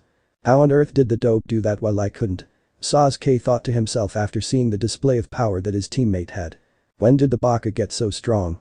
Sakura asked herself, not expecting this in the slightest. Go to hell. Naruto shouted as he charged again. He swung his Zanpakuto, but the grass nin was able to jump out of harm's way. Wind release. Great breakthrough, he said as he created a powerful gust of wind that sent Naruto flying into a tree. Naruto coughed up some blood before glaring at his teammates. Why the hell are you just watching? Get off your asses and help me fight. He yelled, snapping the two of them out of their stupor. Sasuke looked at his blonde teammate before looking at their opponent. No matter what I did, this guy was at least 2 steps ahead of me. Even with Naruto here, there's a chance we won't make it. Sasuke thought to himself. If I die here, then I'll never be able to get revenge on my brother. I'll never be able to restore my clan. Sorry Naruto, but I have too much to lose. He thought as he made his decision. He looked over at Sakura, who was standing by him the whole time. Sakura, snap out of it. He said, gaining her attention. Sasuke-kun? She asked, looking at him wondering what they should do. Get ready. When I say go, we run as fast as we can. He whispered, shocking her. What? What about Naruto? I know he's a baka, but still. She whispered back. He's planning on staying here no matter what. We both know that we can't beat this guy. A shinobi's main objective is to complete the mission at all cost. Right now our mission is to gather all the scrolls we need. He explained. But what about the proctor? She said we need the whole team if we want to pass. Sakura asked. What's better, all 3 of us dying or at least 2 of us able to escape alive? Sasuke asked. Sakura was silent as she thought over what he said. Finally she spoke, although it was a bit uncertainly. Okay, let's go. She said quietly with a nod. Are you guys going to do anything? Naruto yelled, getting frustrated as he blocked a kunai with his Zanpakuto. Oh? Sasuke said as he and Sakura turned around. Naruto watched shocked as they ran away, leaving him alone. Even his opponent looked surprised. They left me. Naruto thought to himself. I must say, I didn't expect that. In the end it will lead to their downfall. Splitting up will just weaken their strength and make them easier prey. He said as he looked back on the blonde, but he was still silent. I knew they didn't like me, but we're teammates. I thought they would have my back, but they're just like the rest of the village. They don't give a shit about me. Now I'm alone. He thought as he looked at the grass nin, who was staring at him with the eyes of a predator that was about to pounce. How the hell am I going to beat this guy by myself? He thought as he got into a stance. I'm hurt. Have you already forgotten about me? A soft voice said from his mind. It took Naruto a second, but he soon remembered who that voice belonged to. So no Shirayuki? He asked in his mind. So you do remember me? She said happily, causing Naruto to adopt a sheepish expression despite the serious situation. Sorry, I guess I'm just not used to talking to you through my head and stuff. Plus with all that's been happening with this guy, I guess it just slipped. He explained. Although he couldn't see it, he could almost feel her rolling her eyes at him. I guess that's a reasonable answer this time. Just remember that I'm always by your side. She said. Hearing this, Naruto allowed a small smile to appear on his face. Thanks. So how do I use your powers anyway? He asked, earning a small chuckle from the eye spirit. Silly Naruto, you already know how to unleash my powers. All you have to do is think and you'll find the answer you're looking for. She said as the mental link between the two of them wasn't quite sure what she meant by that, but decided to try it out. He closed his eyes and thought hard about how to unlock his Zanpakuto's powers. Well, this has been entertaining. All good things must come to an end, Naruto-kun. The grass nin said as he charged towards the blonde, planning to end this. Naruto did not respond to this. Instead he opened his eyes and held his Zanpakuto out. Ants, Sode no Shirayuki, he said as he turned his Zanpakuto in a counterclockwise motion. As he turned it, the color of the blade, Tsuba, and hilt changed until they were white as snow as a white ribbon formed from the pommel. Once the transformation was over, a gust of cold air blew around him, covering the grass beneath him in a light layer of frost. "That's a nice trick, but whatever you do won't change anything. Now die," the ninja said as he approached the blonde. Naruto just stared at his opponent before closing his eyes. He wasn't sure how he knew what to do, but he just followed what his instincts told him to do. He held Shirayuki upside down and made a slashing motion. As he did this, the tip of his sword created a circle. "First dance. Tsukashiro, White Moon," he said as he jumped away to dodge the grass nin. The grass nin was about to attack when he noticed something. He looked down and his eyes widened in surprise. The circle was soon covered in ice before it spread and covered him as well. The amount of ice kept going until the ninja was trapped inside a giant pillar of ice.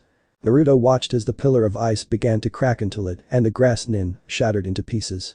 He watched as the remains of the grass nin soon turned into mud. "The clone?" he asked himself until he felt a blow in the back of his head. He was sent skidding across the ground as the grass nin watched him carefully. "I'm not sure what you did, Naruto-kun, but it seems like you are a larger threat than I gave you credit for." "What is this? It isn't the QP's power. Leaving you will only hinder my future plans," he thought as stalked towards the blonde. Naruto got up to a knee as he shook the cobwebs out of his head. He glared at his opponent as he made his way over. "Be Lord. Mask of blood and flesh, all creation, flutter of wings, ye who bears the name of man. Inferno and pandemonium, the sea barrier surges, march on to the south," he whispered. "What are you muttering to yourself? A final prayer?" the grass nin asked with a smirk as he toward over the blonde. "Hado number 31. Shakuho, red fire cannon," he said. An orb of red energy generated in front of his palm. He took aim and fired the ball of energy at the surprised ninja's head. The force of the attack caused him to take a step back as his head was surrounded by smoke. Naruto watched wide-eyed as his opponent's body chose to stand on its feet instead of falling to the ground.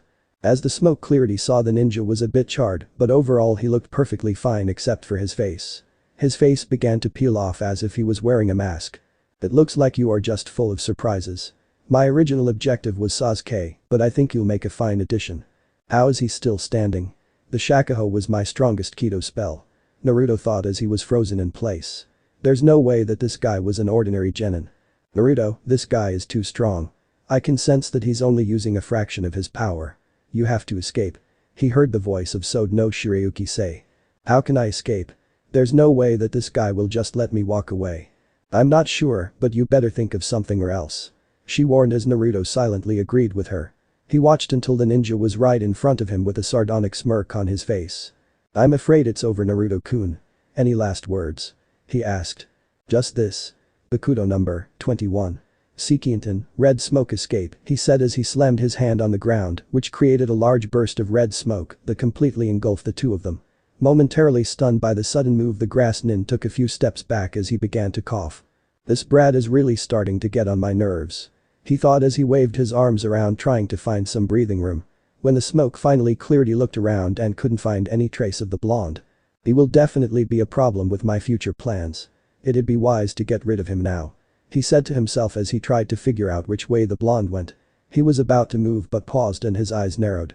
He was able to detect a few chakra signatures heading towards him. Signatures that were much higher than any genin.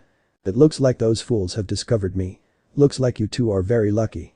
But rest assured the Sharingan will be mine," he said before he ran off to hide before he was discovered. One day later with Naruto. Naruto was running through the trees, both relieved and beyond pissed. He was relieved because yesterday he was able to feel the presence of that grass shinobi run off in the opposite direction. He was beyond pissed because his so-called teammates left him alone on the battlefield. How could they do that? Didn't they remember Kakashi's lesson? One thing was for sure, he was not going to let this one go. "Naruto, you have to calm down," he heard the voice of his aunt Bakuto say. "I know that, but I just can't believe they left me there for dead," he roared in his head. Hearing this caused Shirayuki to sigh. "I know that. What they did was unforgivable, but whether you like it or not, they are still a part of your team. You still need them if you want to advance to the next stage of the exam," she explained. Hearing this caused Naruto to calm down a bit. She was right. Whether he liked it or not, he needed his team in order to pass this part of the exam. No matter how he felt about them at the moment, he was not willing to back down from the exams after getting this far. After taking a deep breath, he closed his eyes and searched for the familiar signatures of the rest of Team 7. After a few seconds he found them, but they were right next to another group of unknown signatures. For funk's sakes, they ran away from one fight and they're already fighting another team, god damn it. He cursed as he changed directions. So much for calming down. Shirayuki said, but Naruto didn't hear her, too focused on reaching the others before they got themselves killed. Konoha and Sound Genin. Sasuke glared at the 3 Sound Genin in front of him. How were they so strong? At first they outnumbered them when the 3 of them ambushed him and Sakura. The Uchiha was able to put up a fight, but eventually the number game proved too difficult. Then out of nowhere Rock Lee came to help them after declaring his love for Sakura, who stated rather harshly that he had no chance with her and that Sasuke was the only one for her. Sakura proved useless in this fight, seeing as she only knew the academy jutsu which didn't really help them. Sasuke refused to admit he needed help at all. Because of this Lee was forced to fight all 3 Sound Genin at the same time. Although he gave a valiant effort he too succumbed to the numbers. But once again, seemingly out of nowhere, help came this time in the form of Team 10 of Konoha. This year's Ino Shikacho was able to put up a good fight against the Sound Genin. Their great teamwork was able to handle their opponents, but soon the Sound team's ruthlessness was able to defeat them as well. The group of Konoha Genin could only watch as the Sound team was able to systematically tear them apart one by one. Troublesome. We could have done a sneak attack Ino, but no, we had to charge them on head first. Shikamaru said in both a sarcastic and lazy tone. Shut up Shikamaru. We had to do something to help Sasuke-kun. Ino shot back. There was no way she would just sit there and watch as the Sound Ninja killed her beloved. Hey, where's Naruto? If he were here he could have helped us. A panting Choji commented. Please, like that dead last could do anything. Ino scoffed. Actually Choji brings up a good point. Where is Naruto? Shikamaru asked Sakura and Sasuke. HN. The dope ditched us. Probably got himself killed. Sasuke said even though he was the one who ditched him. We have no time to worry about the baka, what are we going to do about them? Sakura said as she pointed at the 3 Sound Ninja. I think we've had enough fun. It's time for us to complete our mission. It's game over Sasuke. Do said as he stared at the weakened ninja. To think the Konoha was this weak, it's pathetic. Zaku taunted with a smug expression on his face. I agree, but enough talk. Can Zaku finish them? Right. His 2 teammates said as they charged towards. But before they reached the others, someone jumped between the 2 sides and punched the 2 Sound Ninjas in the stomach, sending them flying back. What the hell? Zaku said, clutching his stomach. What just happened? Kin asked in a similar position as Zaku. It looks like we have another guest joining us. Dosu stated in annoyance. The person in front of them wore black pants and a black shirt with a spiral symbol on it. He wore an orange sash around his waist that held a katana at his side. Although the Sound Ninja didn't, the Konoha Genin recognized him. Naruto. You came right in the nick of time. Choji said with a smile. You had to come at last minute, troublesome blonde. Shikamaru said, but he also had a relieved smile on his face. It's about time you got here, Baka. Sakura yelled, forgetting that she and Sasuke left him. She was about to yell some more, but her words died in her throat when he looked over his shoulder at her. His blue eyes that used to hold such warmth and compassion towards her showed nothing but rage. Baruno, shut the funk up. He said coldly, shocking everyone, but he paid no attention to them. He looked back at the Sound Ninja. Give us whatever scroll you have and leave. If you do, I'll let you live. He ordered. Hearing this, Zaku began to laugh. That's rich. It's 3 against 1 loser. Your friends are too tired to help out, not like it would matter. I'll admit you caught me off guard, but it won't happen again. He said, confident that he could take Naruto down. I'm warning you. I am in a very bad mood.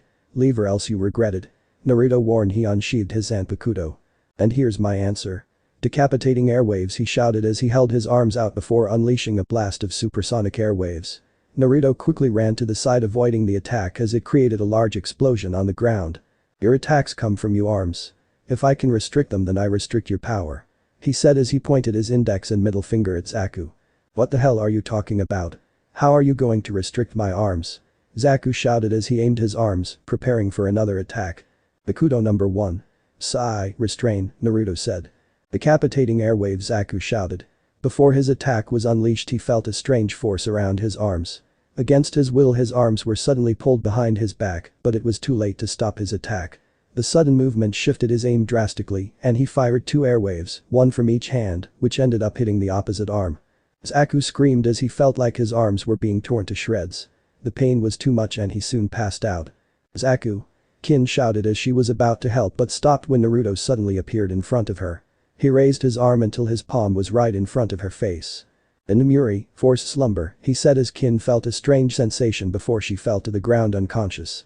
And then there was one. Naruto said as he stared at Dosu impassively.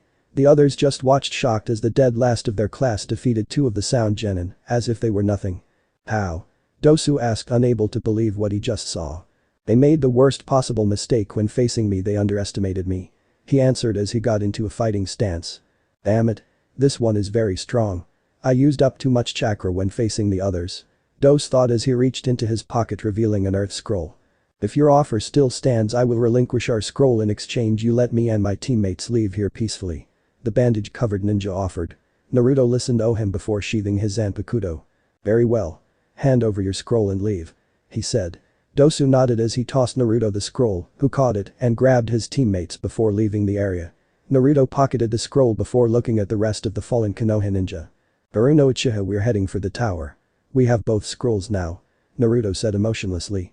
The way he addressed them caught everyone off guard until Sakura noticed he was ordering them around. Who made you the boss, Baka? She yelled in anger. She was answered with a harsh glare from the blonde. I was the one who got the scroll we needed and kept the scroll that the Uchiha surrendered. I will be heading towards the tower, so follow me if you want. But if you want to stay, then go ahead. I have no problems leaving you behind like you two did to me. He said coldly, causing her to flinch. This wasn't the Naruto that treated her like she was Kami's gift to the world. Oh, where did you learn those moves? Sasuke demanded.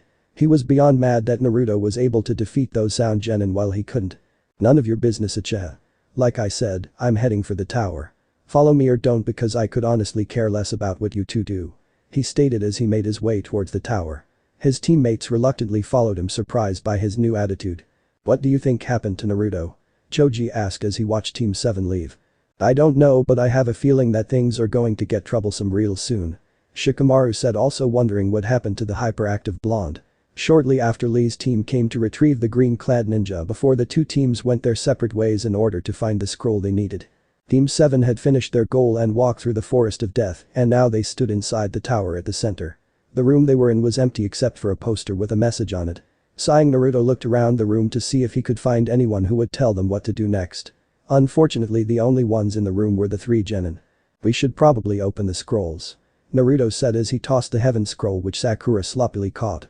Baka. The proctor told us not to open the scrolls. She shouted, but Naruto rolled his eyes. Then tell me, what are we supposed to do now? He asked with a pointed stare. Sakura was silent, trying to think of a response, but couldn't find one. I thought so. Just do it, Sakura. Sasuke said, causing the pink-haired girl to have hearts in her eyes. Of course, Sasuke-kun. She said with a dreamy expression on her face. Naruto and Sakura opened the scrolls and dropped it when smoke exploded from it. They watched the smoke disappear and Naruto allowed a small smile grow on his face as he saw who was standing in front of him. Nice to see you again, Iruka-sensei. The blonde greeted. Hey kids, it's been a while. The scarred Chunin said, but he mentally frowned when he noticed how tense Naruto was around his teammates. What are you doing here, sensei? Sakura asked, bringing her attention back to him. I have to admit, I'm surprised. You guys got here a lot faster than I thought. Iruka said with a smile. Anyway, now that you're here, you have some time before the next stage begins. There are some rooms around the tower for you guys while you wait for the rest of the teams to get here. He informed. Alright then, let's go rest. Sasuke said as he made his way out of the room, Sakura following right behind. Naruto was about to leave the room too, but Iruka stopped him. Is everything alright, Naruto? The older shinobi asked. Naruto looked at him and sighed. Everything's alright, sensei. I just figured out what I mean to my teammates. He said before leaving the room, leaving Iruka alone wondering what he meant by that. Team 7 walked through the tower until they arrived at the room that was assigned to their team. He refused to talk to them, but they didn't seem to mind. Sasuke was his usual brooding self. The only time he spoke was when he refused Sakura's request for a date. When they arrived at their room, Naruto sat on his bed and got into a meditative pose. What are you doing? Sakura asked, not believing that their blonde teammate even understood the concept of meditation. Naruto simply ignored her as he held his Zanpakuto across his lap and entered his soulscape. Soulscape. Naruto found himself sitting in the middle of a field that was covered in a layer of white snow. Although the sky was clear, there was a gentle snowfall. Shirayuki, where are you? He shouted, wondering where his Zanpakuto spirit was. Standing up, he decided to walk around the field in hopes of finding her. Walking for what seemed like forever, he finally found who he was looking for. Right in the middle of a frozen lake was Shirayuki. Naruto watched mesmerized as she danced across the frozen water. Her movements were graceful, not a single wasted motion was made. Her eyes were closed and a delighted smile was on her face as she glided over the ice. Once she finished her dancing she was startled when she heard clapping. She turned around and saw Naruto clapping his hands with a smile on his face. "That was great, Shirayuki." He complimented as Shirayuki scratched the back of her head sheepishly. She was not expecting an audience when she decided to practice some of her dances. "Thank you," she said with a smile. She walked towards him titling her head to the side. "What are you doing here, Naruto?" "I have some time before the next stage of the exams, so I figured I'd use this time to get to know my new partner," he explained. "In that case I think it's about time you and I discuss on how to properly use my powers," she said as she sat down in the snow. Naruto followed and sat down in front of her. "Okay, so from what I understand you use ice like when I froze that grass ninja," he said as he recalled his battle. "That's right, and while you did a good job using the first dance on your first try you haven't mastered it," she informed, confusing him. "What do you mean I didn't master it?" "I was able to freeze him solid. If he wasn't a clone then he would be nothing but shattered pieces of ice right now."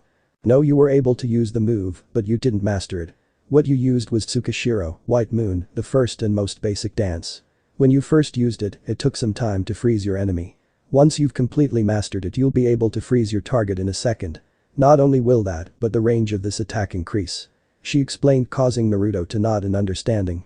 "Alright, I guess that means I have some training to do. Are you willing to help me?" he asked. "Of course. It is my duty to help my master," Shirayuki explained but yelped when Naruto flicked her forehead. Rubbing the sore spot on her head she looked at Naruto, confusion evident in her eyes. "Never call me master. You and I are partners and friends." "So are you ready, Shirayuki-chan?" Naruto asked, putting emphasis on the suffix. He stood up and offered his hand to Shirayuki with a smile. The ice spirit blinked twice before she smiled and took the offered hand. "Hi, let's get started then, Naruto-kun," she said as she stood up. "Now then, I need you to put your arms around me," she said. It took a while for Naruto to understand her words, but once he did his eyes widened and he blushed a little. "What?" he shouted. Shirayuki was confused at his reaction, but giggled when she saw his red face. "The first part of your training is me teaching you how to dance," she explained. "How is teaching me to dance training?" Naruto asked. "Remember when you wielded my Shikai form?" she asked. "Yeah. Well, as you may or may not have noticed, my Shikai is a little different from other swords. It is designed for quick and precise strikes," she explained. "Yeah, I guess so. It really is different compared to other swords like Zob uses," Naruto said thoughtfully. "So in order for you to use my Shikai to its fullest potential, you must learn how to move fluidly. This can be done by teaching you how to dance. It can also help you learn how to avoid making unnecessary movements once you apply this to battle," she said. Naruto listened and he understood what she was saying, but he was still a little hesitant. Seeing this, Shirayuki sighed. "Is there a reason you don't want to dance?" she asked before she made a face of mock hurt and spoke in a small voice. "Or is it that you just don't want to dance with me?" Seeing her face and hearing her voice like that caused Naruto to panic. "It's nothing like that, Shirayuki-chan. It's just," he trailed off. Shirayuki smirked at his reaction but tilted her head wondering what was bothering him. "I've never danced before," he muttered, but she still heard. She giggled when she heard his reason, causing him to blush more. "It's fine. Remember I said I was going to teach you how to dance," she said before grabbing his right arm and placing it around her waist. She then placed her right hand into his left before putting her left hand onto his shoulder. "Just hold me like this and follow my movements," she instructed. And he did as he was told, but the blush on his face never went away. This was the first time he was so close to a woman as beautiful as Shirayuki, let alone held. Eventually Naruto was able to pick up on her movements and was able to follow. So for the remaining days Naruto spent his time training with Shirayuki, only leaving his soulscape for meals and sleep. He never once spared a glance at his teammates. Day of preliminaries. Before we begin, I would like to congratulate you all on passing the second stage of the Chunin exams. The Hokage started from his spot looking at the group of young genin in front of him. As the Hokage began his speech, Naruto tuned out. His thoughts drifted to his encounter with the grass ninja. No matter what he did, his opponent seemed to have been one step ahead of him. Clenching his fist in frustration and mentally cursed. He thought he was ready to prove to the world how far he came, but his first battle after his training and nothing really changed. He thought he grew stronger, but he was outclassed. "Calm down, Naruto-kun. I can feel your frustration from here," the gentle voice of his Zanpakuto spirit said. Releasing a sigh, Naruto calmed himself down. "Sorry about that, Shirayuki-chan. It just really bothers me that the grass ninja I faced earlier was able to outclass me like that. I mean, I know I was able to get some good shots on him, but other than that, nothing." Naruto explained, irritation evident in his voice. Maybe, but remember, experience is a big factor in battle. You were just unfortunate in dealing with an opponent who was more experienced than you. Shirayuki explained. Hearing this caused Naruto to feel more at ease. She was right, he only became a genin recently, and the only real fight he had was with Zabuza and Haku, and he wasn't alone at the time. You're right. Thanks Shirayuki-chan, I feel a bit better now. Naruto thanked with a small smile. Anytime Naruto-kun. Remember, I'll always be there for you. Shirayuki said, causing Naruto's smile to widen. This was what he always wanted. Someone to watch his back, someone he could rely on, someone he could call a friend. Although he never expected this person to be his Anpacto spirit, he wasn't going to complain. Thank you. He said one more time before his attention turned back towards the Hokage. He blinked when he saw a sick-looking man standing in front of him. Frowning in confusion, he watched as Kabuto raised his hand. The Oryakushi Kabuto, correct? Very well, you may leave. The sick-looking man explained. Naruto assumed he was the proctor of the next stage. Damn, maybe I should have paid attention. Naruto thought to himself as he watched Kabuto leave the room. Now that we have even number, we may begin with the preliminaries of the third stage. The proctor explained. Naruto thought he heard the name Gekko Heiei during his conversation with Shirayuki, so he assumed that that was this man's name. To decide who advances to the next round, we will have individual matches. Basically think of this as a tournament. The winner of each match will advance to the next stage. Since there are 20 of you remaining, we will have 10 matches. Heiei explained. Each fighter will fight until one is dead, unable to continue, or forfeits. In order to avoid unnecessary deaths, the match will end if a clear victor can be determined. Opponents will be chosen at random based on this electronic board. Heiei explained as a panel of the wall shifted, revealing an electronic board. Now then, let's begin. Heiei said as two names appeared on the board. Uchiha Sasuke vs Akato Yoroi. Everyone who is not participating in this fight, please move to the balcony. Heiei instructed. The genin that were not scheduled to fight made their way towards the balcony. The Jounin sensei followed suit and headed for their respective genin team, though Kakashi paused by Sasuke and leaned in to whisper something in his ear. Remember Sasuke, if you let that curse mark get the best of you, we'll have no choice but to disqualify you. Kakashi said, shocking Sasuke, who unconsciously clutched his shoulder. Then flashback. Sasuke gritted his teeth as he recalled the events that transpired in the Forest of Death. Naruto the Dead Last was able to fight off that grass ninja when he could barely touch him. Then when those Odo genin showed up, they took care of him and the rest of the Konoha shinobi there like they were nothing but amateurs.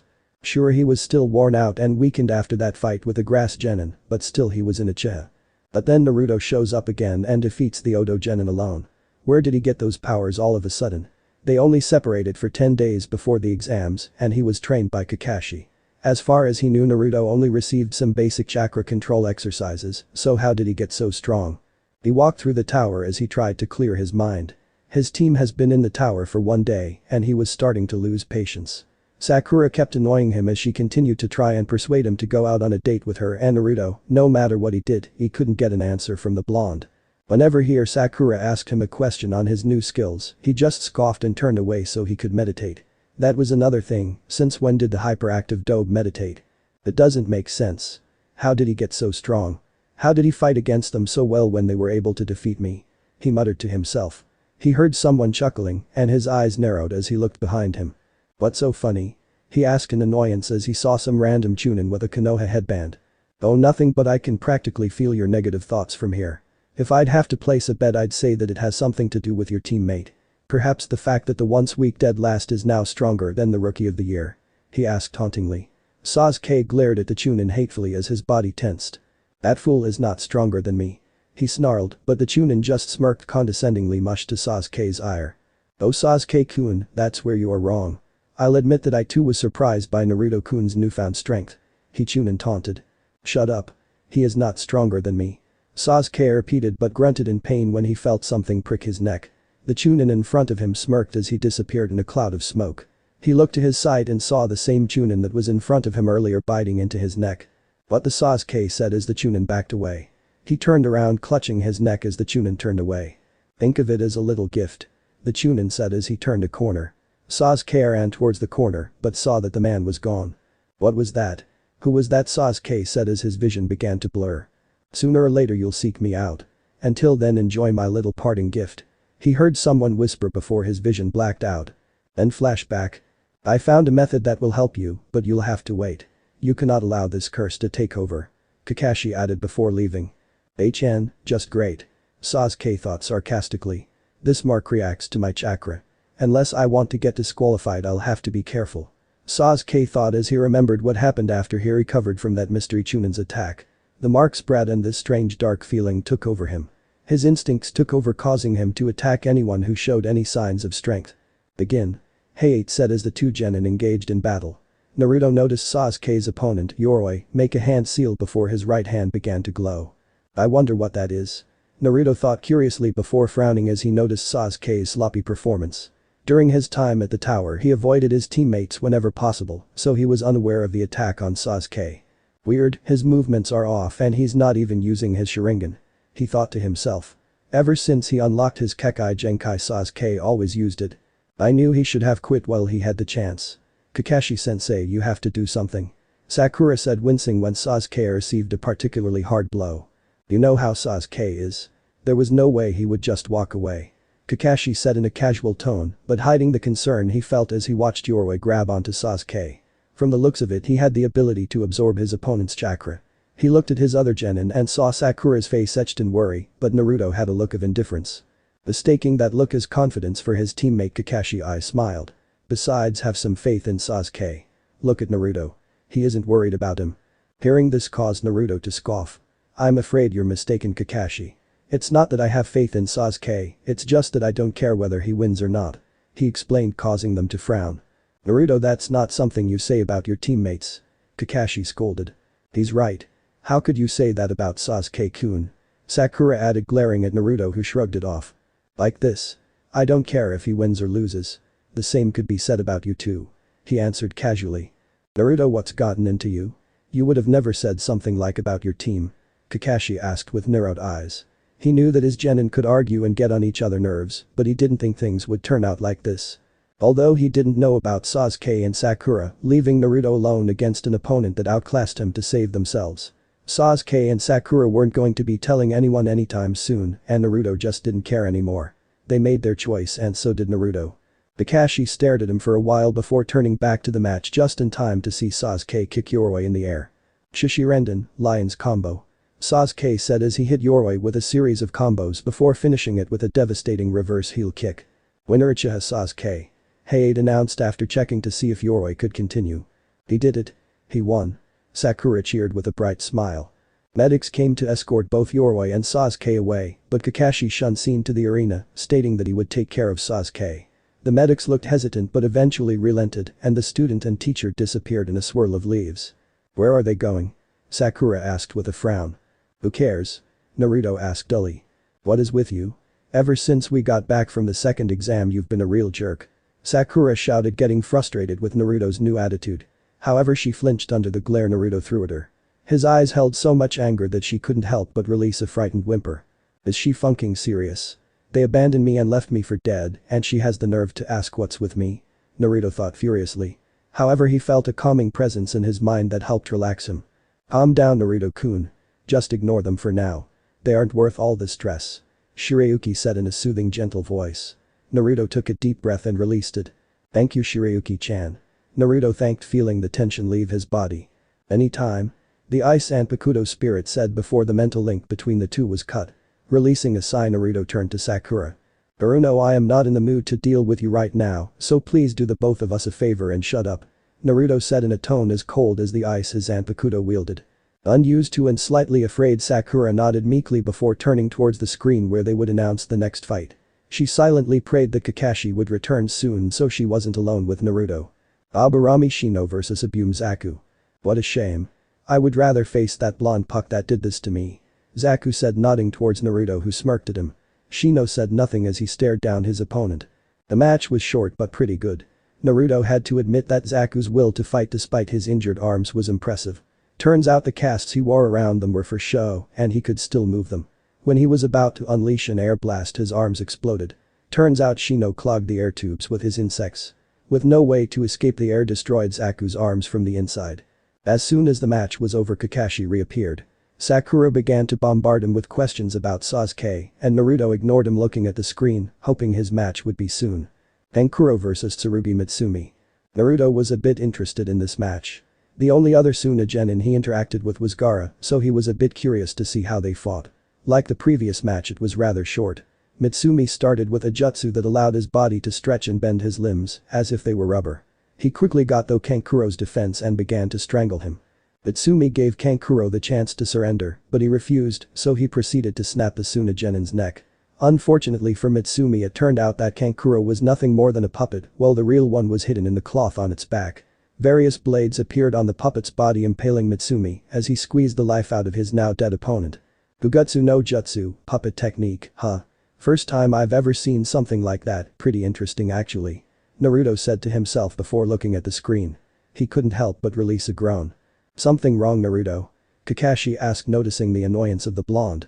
Out of everyone here, those two had to fight each other. He complained as he pointed at the screen. The others heard Naruto's statement, looked at the screen. Uruno Sakura vs Yamanaka Ino. God, this is gonna suck. He complained, causing Sakura to get annoyed. What is that supposed to mean? She demanded, but Naruto ignored her. Huffing in irritation, Sakura stomped towards the arena. Naruto watched with uninterested eyes as the two battled. From the looks of things, it would appear that neither girl has taken their training seriously since they graduated from the academy.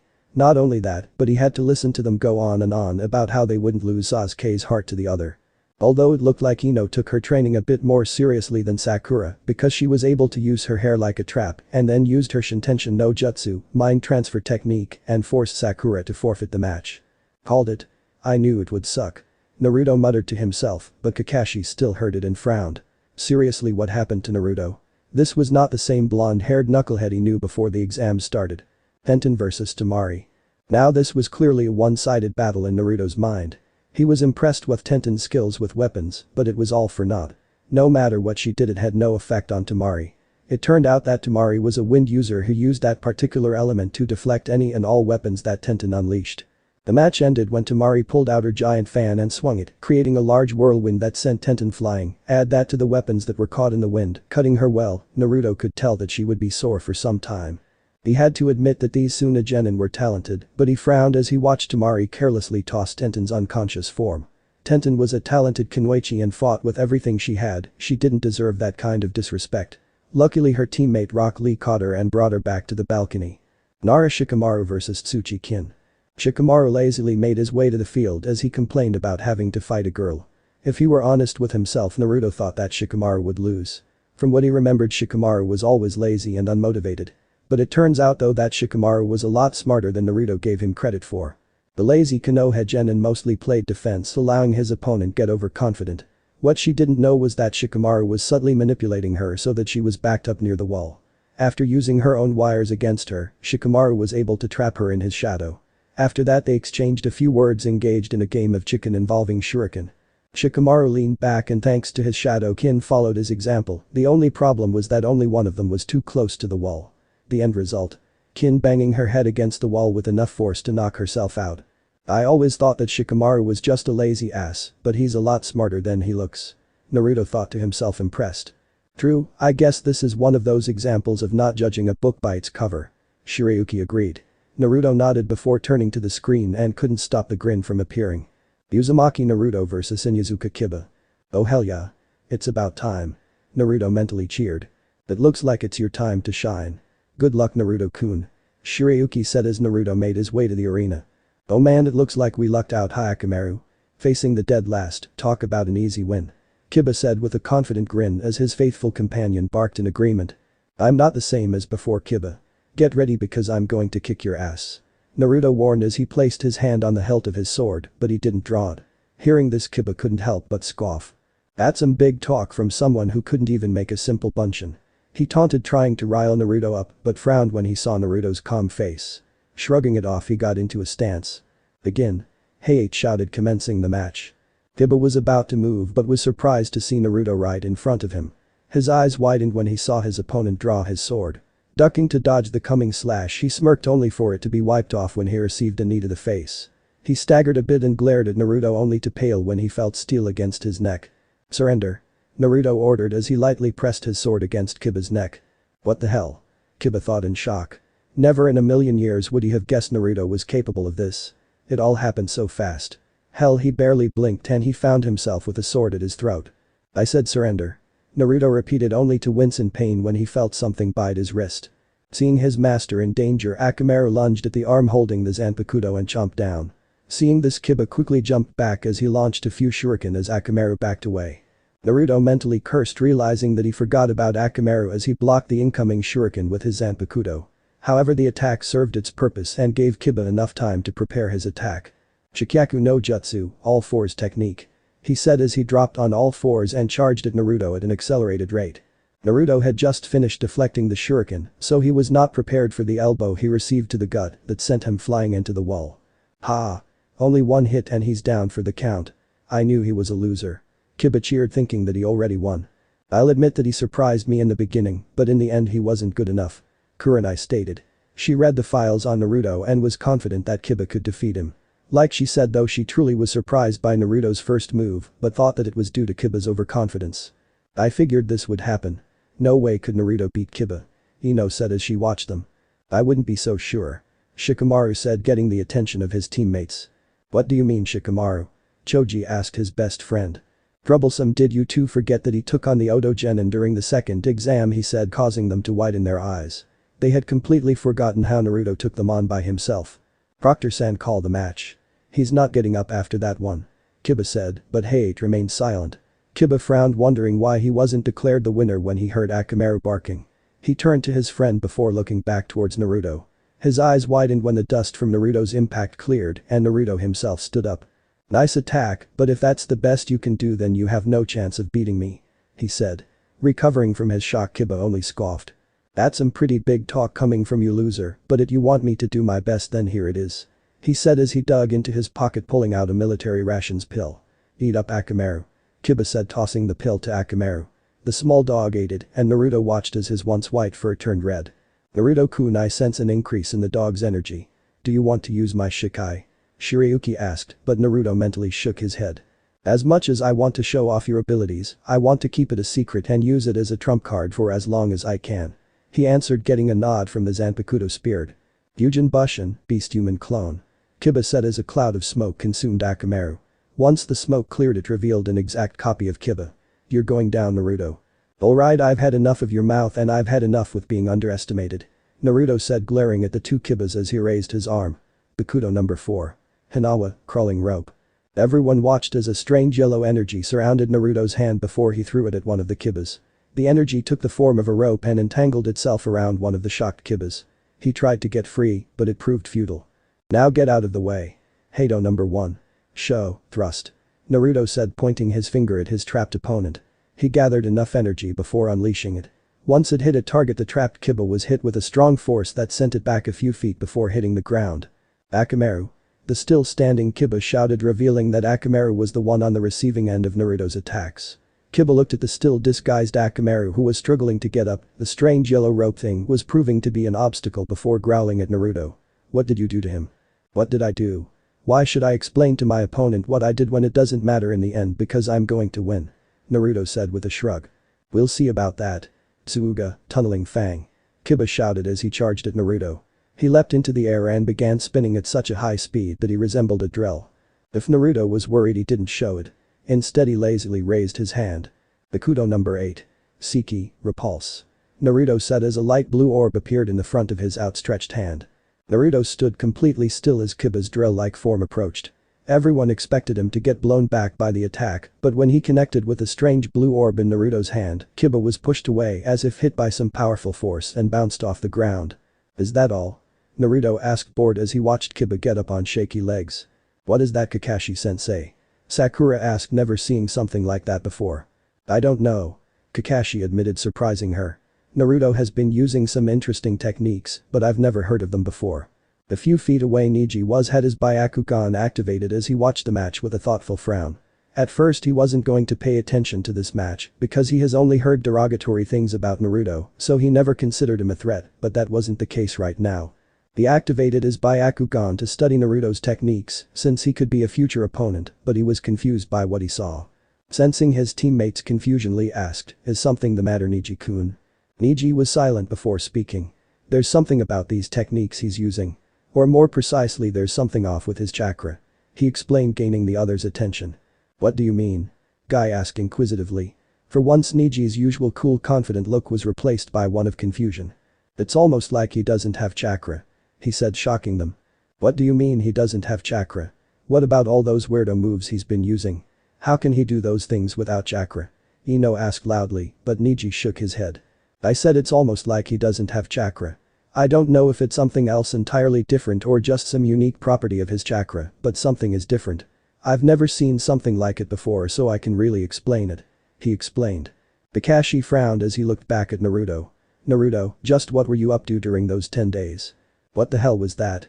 Kiba asked in frustration. How could he have such trouble against the dead last? Like I said before, I don't have to explain my techniques to you. Besides, I think it's about time I end this. Naruto said plainly. Who do you think you are? Stop talking as if you've already won. Kiba shouted in anger, but Naruto ignored him. Be Lord. Mask of blood and flesh, all creation, flutter of wings, ye who bears the name of man. Inferno and pandemonium, the sea barrier surges, march on to the south. He chanted as the audience looked confused, wondering what he was saying. Shikyaku no jutsu, all fours technique. Kiba shouted as he charged at Naruto high speed. However, that proved to be a mistake, because once he was close enough, Naruto unleashed his attack, and unfortunately for the Inuzuka, he was too close to dodge. Heido number 31. Shakuho, red fire cannon. He said as a red orb of energy appeared in his hand. He aimed and unleashed the attack, hitting Kiba square in the chest, the impact sending him flying. The attack was hot enough to completely burn his jacket off, showing that Kiba was covered in multiple burn marks. He received that attack at point-blank range, there's no way he can continue. Naruto said, snapping his fingers. The strange rope of energy that trapped Akamaru disappeared, and the white dog immediately ran to his master's prone form. Pei-8 looked at Kiba and saw that he wasn't getting up anytime soon. Winner, Uzumaki Naruto. Congratulations on the win, Naruto-kun. He heard Shirayuki say in his mind as he made his way back to the stands. Thanks, sorry that I didn't really use you. He apologized, but Shirayuki just shook it off. It's alright. I understand that you want to keep some things hidden for another day. She reassured. Thanks, but don't worry. Pretty soon you and I will kick some major ass together. He promised, earning a light giggle from her. I'm look forward to it. After his short conversation, he returned to his spot on the balcony and leaned against the wall waiting for the next match. If he noticed the stares he was receiving from the others around him, then he made no indication. It was Kakashi who broke the silence. Well, Naruto, that was quite a match. He said with an eye smile. Thanks. Was the only thing Naruto said. So care to explain those new moves of yours? Kakashi asked, trying to get some information. The others leaned in, curious as well. No, I'm good. Naruto simply stated, cueing them to face fault. Why not, Baka? Sakura said, annoyed. Ever since the exam started, something happened to her teammate and she did not like his new attitude. I'd rather not explain my skills in front of the competition. Naruto said. Not like I'm going to explain anything to them willingly. They never gave a damn about me before, but now that I actually have some strength, they're suddenly interested. He mentally scoffed. I suppose that makes sense. Kakashi sighed, letting the matter drop despite how curious he was. The others realized they weren't going to learn anything, so they turned to the screen. Hyuga Hinata vs Hyuga Neji. This matchup caused Naruto to raise an eyebrow. From what he remembered about Hinata, she was a shy girl who was always blushing up a storm for some reason who couldn't fathom. Neji, on the other hand, he knew nothing about the boy personally, but seeing the way he carried himself, Naruto could tell he was arrogant. He looked at the two next combatants and frowned. Neji looked sure of himself, if that condescending smirk on his face was anything to go by. Hinata, on the other hand, looked like she was about to pass out, she looked so nervous. He never really interacted with the girl, but when he did she was always kind, so he decided to boost her confidence. He waited until she walked by him on her way down to the arena. Hinata, good luck, kick his ass. He whispered. Hinata looked at him surprised as her face turned red, but offered a small smile and nodded in thanks. Kurenai saw this brief interaction and smiled as well. She was well aware of the girl's crush on the oblivious blonde. The two genin faced each other, waiting for the signal to start. Hinata felt a little encouraged by Naruto's few words, so she put her best game face on, but Neji just sneered at her. Despite her best efforts, Hinata didn't stand a chance. From the beginning, Neji was in control. It started with a verbal assault on her, saying how she was nothing but a failure and a disappointment to the Hyuga clan. This seemed to have struck a nerve with her, but she was able to persevere and fight back. Then he allowed her to believe she was winning with her Jaiuken strike, but it turned out Neji had been cutting off her Tenketsu points from the beginning, make her attacks useless. But despite that, Hinata kept on fighting until she received a Jaiuken strike in the chest courtesy of Neji. But the thing that really set Neji off was when Hinata was able to get back on her feet and look at the older Hyuga in pity. She said that she actually pitied him, stating that he was suffering from the clan. Niji's eyes flashed with anger as he charged at her, intent on ending her, but before he could hit her, he was stopped by multiple Konoha jounin. After that, Niji was declared the winner, but Hinata collapsed to the ground severely injured. The medics had to rush in and take her to the infirmary. Naruto glared at Niji with anger. He was an orphan, and the thing he wanted most was family, so to see the way Niji treated Hinata angered him greatly. What an asshole, how could he do that to her? He thought irately. Calm down, Naruto-kun. Don't let your anger get the best of you, you wouldn't want to do anything rash. Shirayuki warned in a gentle voice, trying to soothe him. Naruto took a deep breath and released it, calming him down a bit. He was very grateful he had Shirayuki now to help him when he needed it. Thank you. He said. Anytime. She said before the screen flashed and the next two fighters were revealed. Gaara vs Rock Lee. Now this match got Naruto's attention. Shirayuki-chan, make sure to pay attention to this match. I don't want to miss a thing. Naruto said. Alright, but is there any particular reasoning? She asked curiously. I had a brief meeting with him before the exams started. He's interested in fighting me. I haven't seen him fight before, but has a strong one. Naruto explained. Very well. Shirayuki said before looking at the match through Naruto's eyes. Naruto had to admit that he was very impressed with the match, from Lee's high to jutsu level and speed against Gaara's control over sand. Despite how fast he was, Lee could not land a hit that was able to get through Gaara's defensive sand wall. Deciding to kick things up a notch, Lee removed the ankle weights he wore, and Naruto's eyes widened to comic proportions when he saw the weights create large craters when they hit the ground. With this newfound speed, he was able to bypass Gaara's sand and land a few solid hits, but Gaara revealed another trick. He wore a shell of sand acting like a second defense, making Lee's attacks harmless. That sand of his is pretty annoying. Naruto thought to himself as he watched Lee run in a circle around Gaara, picking up speed. Lee decided to make his move by charging at Gaara and kicking him multiple times into the air. He then wrapped Gaara with his bandages and drove him into the ground with the Amit Range, front lotus. Thinking that he won, Lee was surprised that it was not Gaara he drove into the ground, but a sand shell of him. Gaara appeared behind him, a sadistic grin on his face. He proceeded to punish Lee, slamming him into the walls with his sand. After a while, Lee got his second wind and began to speed up and was able to dodge Gaara's attacks.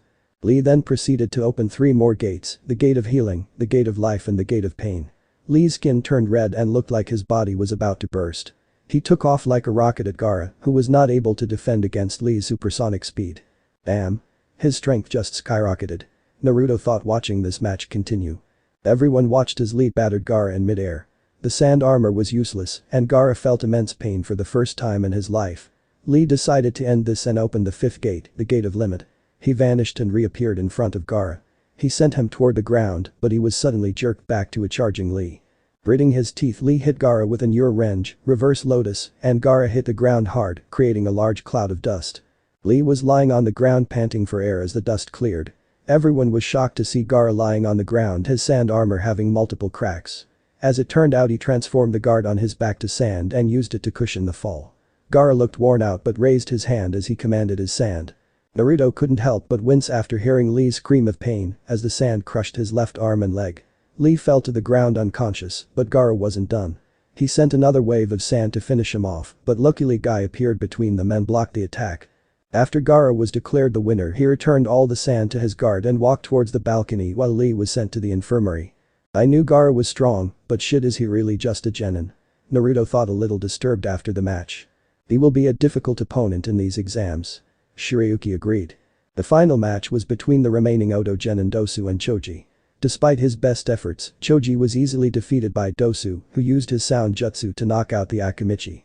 But the match is now over. The Hokage stood from his seat and called for the genin that won to stand in the arena. Once they were lined up, he took a moment. First of all, I wish to congratulate those of you who have advanced.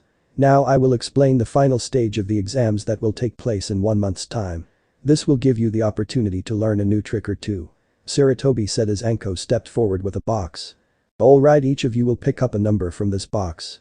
Whatever number you get will determine who you will face in the final stage. She announced. The genin walked up to her one by one and got their numbers. I have number 8. Dosu stated as he looked at the slip of paper. Number 1. Naruto said. I got 7. Temari stated. 5. Kenkuro simply said. 3. Gaara said in a monotone voice. I'm number 10. Ino said. I gave 8. Shikamaru said in a bored voice before quietly muttering troublesome. I have 2. Niji said with a smirk. I have received the number 6. Shino said. Which leaves the 4th sport for Uchiha Sasuke. Ibiki muttered as he wrote down who had what number on a clipboard. Now that we have your numbers, the matches for the final stage have been step. Sarutobi said as Ibiki showed the gen in the clipboard. Uzumaki Naruto vs Hyuga Niji. Gaara vs Uchiha Sasuke. Aburami Shino vs Kankuro. Temari vs Nara Shikamaru. Yamanaka Ino vs Kanuta Dosu. Once Naruto saw who his opponent once he glanced at Niji who was looking at him condescendingly. Now that you know your opponents, the preliminaries are officially over. Take this next month to prepare yourself for your upcoming matches. Sarutobi announced. Time to find Urahara-sensei. I need to up my training. Naruto thought as he made his way out. He had a whole month to prepare himself and he wasn't about to waste any time. So this part ends here. Alright, that's it for today's video guys. Let me know in the comments section how was the story, and also don't forget to like, share and subscribe. I will meet you in another video. Bye bye.